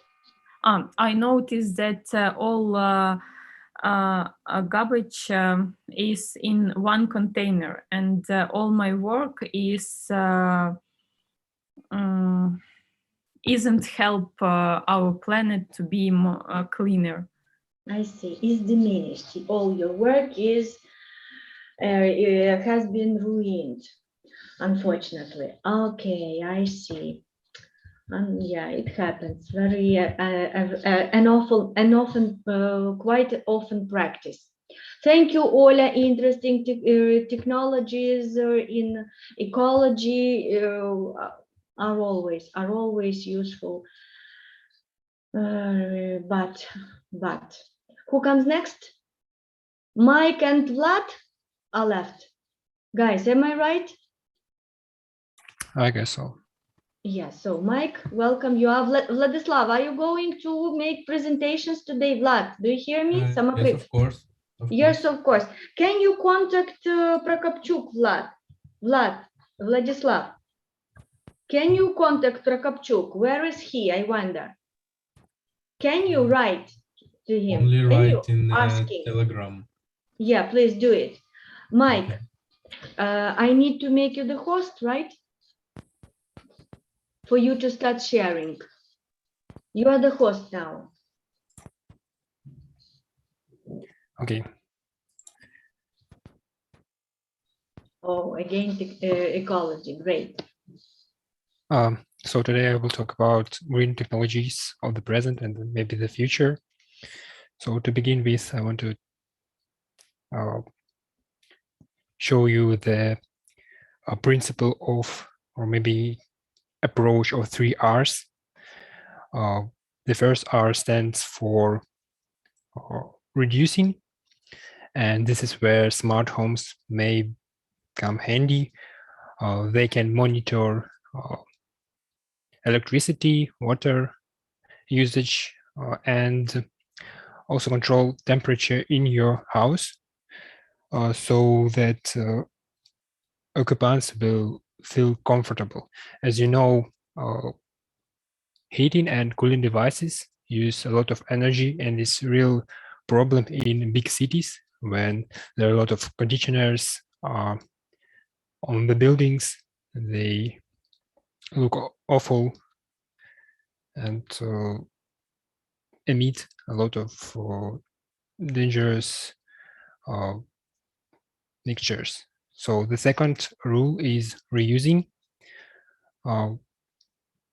Basically, nowadays we use plastic bottles, but I think when the scientists will invent other materials which are hard, which are stiff, we can use them and not pollute our environment. As I know, in USSR, people used glass, but when it breaks, it is the danger for animals and for plants. So the third rule implies recycling.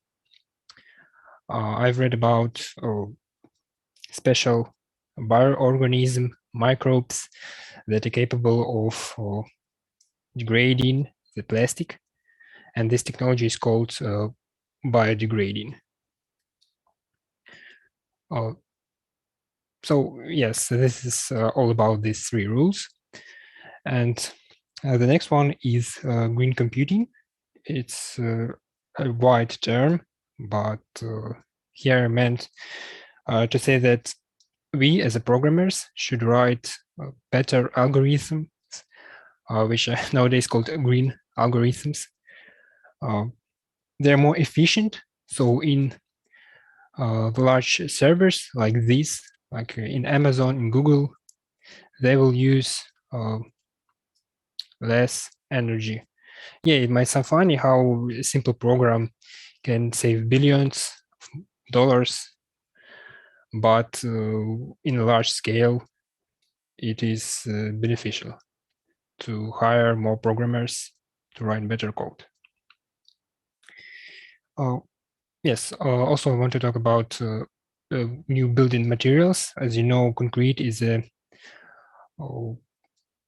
most used material when constructing skyscrapers. But also this concrete industry is the largest emitter of carbon dioxide and responsible for almost 10% of total emissions. Until today, it was so, but recently a Swedish company decided to build a skyscraper with only using wood materials, and they succeed to build a, I guess, 70 meters high skyscraper with 19 floors. They covered wood with special glue, so it made it hard as reinforcement concrete. Mike, you mentioned wood. They covered wood with special glue. Right. Don't you think that using wood as the basement material, as the basic material, is not eco-friendly? Yes, also about basement material, concrete basement harms top layers of soil, which is mostly consist of nutritious soil for plants. And yes, wood could be used to build skyscrapers.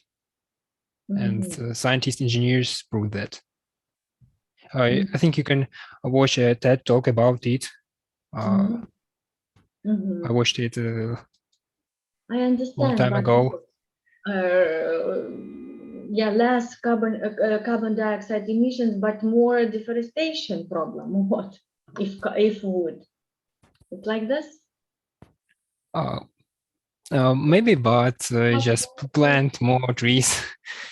I doubt. Okay, an issue which cuts both ways. Keep speaking.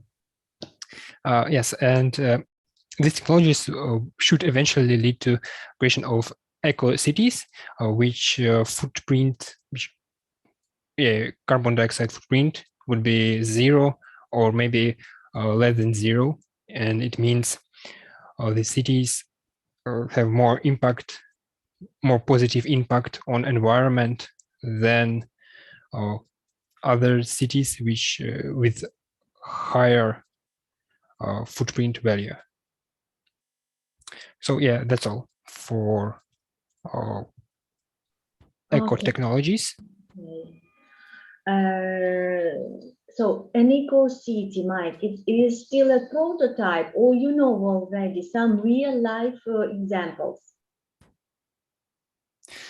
Yeah, we discussed about one city in China, but I Googled it and it was a prototype. We saw a picture of it. It was a 3D copy. And the second picture here on the slide is also the 3D model of that city. Model, unfortunately. I heard somewhere in South Korea there is already such a city. No? In South Korea, there is I guess a biopark. A biopark, still a biopark. So you will Google it, yeah, while preparing for this topic. Those who will get such a theme, we will discuss it with you. So get ready for such a question from me. Agreed? Whether it's already ready to make technology or still a prototype. It's still a prototype, of course. Still a prototype. Thank you, Mike. No questions to you. Then who comes next? Slava? Yes? Slava, you? Yes, I think me. Have you contacted Vlad? Yes, but I have no reply. You did not get any reply. Welcome you are with your report.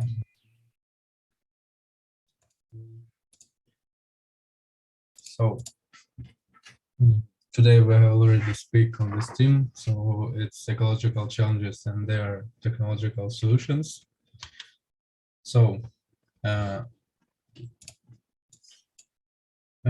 we previous year marked the 50th anniversary of the first Earth Day, and this was the birth of what is now considered the modern environmental revolution. So, but despite the significant efforts over the past years, environmental problems still exist. And around the globe, scientists, politicians, and activists are now working together to solve environmental problems with the sense we are running out of time. So today I'm going to talk about the technologies that could solve some environmental problem on the Earth. It's like the first is cleaning air by getting back to nature. Second is called SNAP, and the environmental sensors.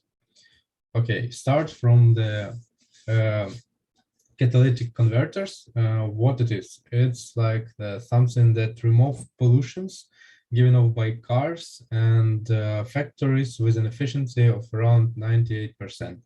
And the installation in cars have been successful in improving air quantity in cities.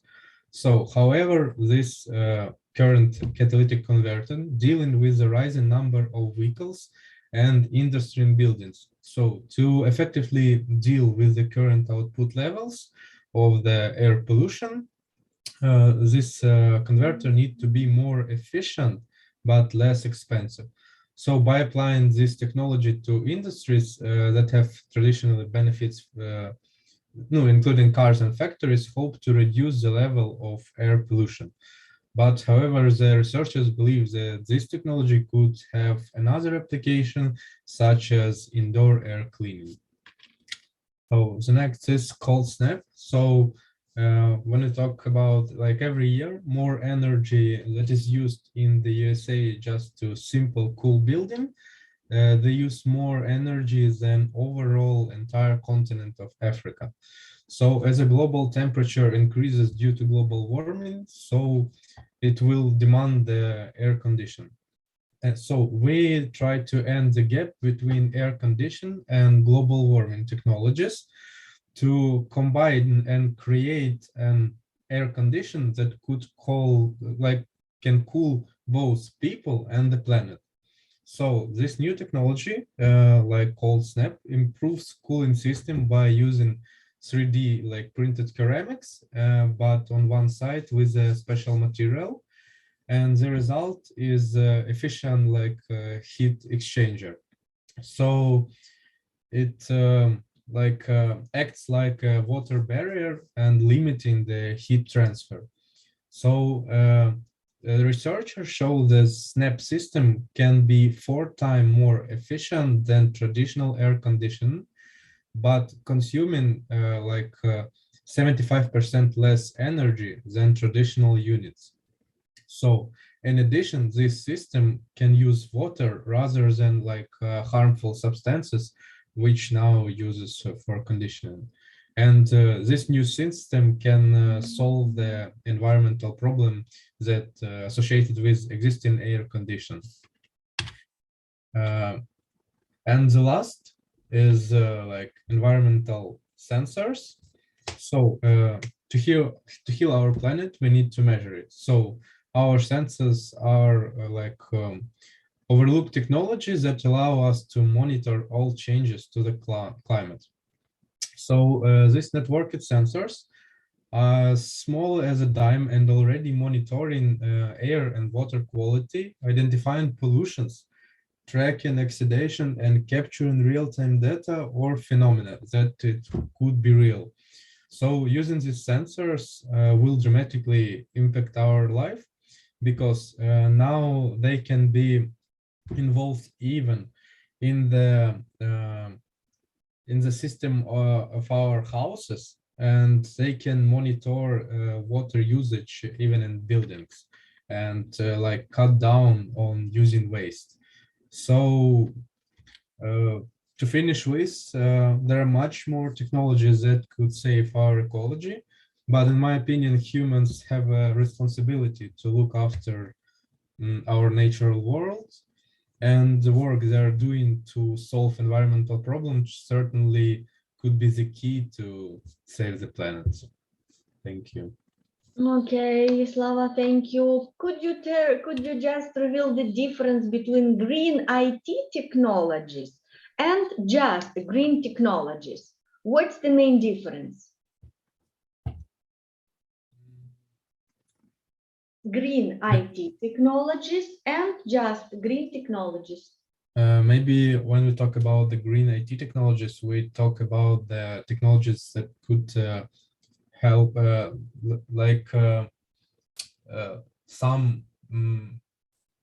some programs, some mechanism that could help our environmental, like I told, our sensors, for example. And the just simple green, it's for doing best, like for example, when we talk about buildings, when we use different materials without any influence for our nature. I see. Mike, you had the same topic. How would you define? How would you compare? IT and just green technologies, just right? Green technologies, yeah. IT technologies involves computers and information. And so they're mostly implemented in offices, in companies. Yeah. Can you exemplify green IT technologies? I know we talked about one company that reduced its emissions. You mean D-Link, yeah? That D-Link company. Yeah, right. So it's an example of green IT. Can we call your green algorithms as an example of green IT technologies? Yes, we can, and I stated that I wanted you it's a very wide term. I wanted you to remind it, because it's, frankly, for me, here it was a piece of news. It was the first time when I heard about green algorithms. And just green technologies. Thank you, Mike. Denise. And just green technologies examples are?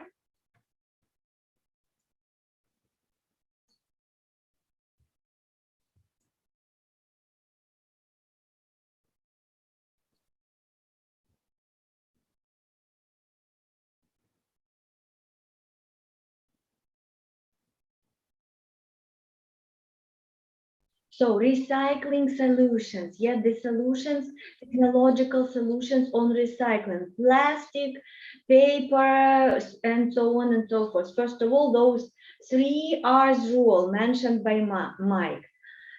Okay, solar panels, wind turbines, what are some plants or something are the most usual, the most common examples.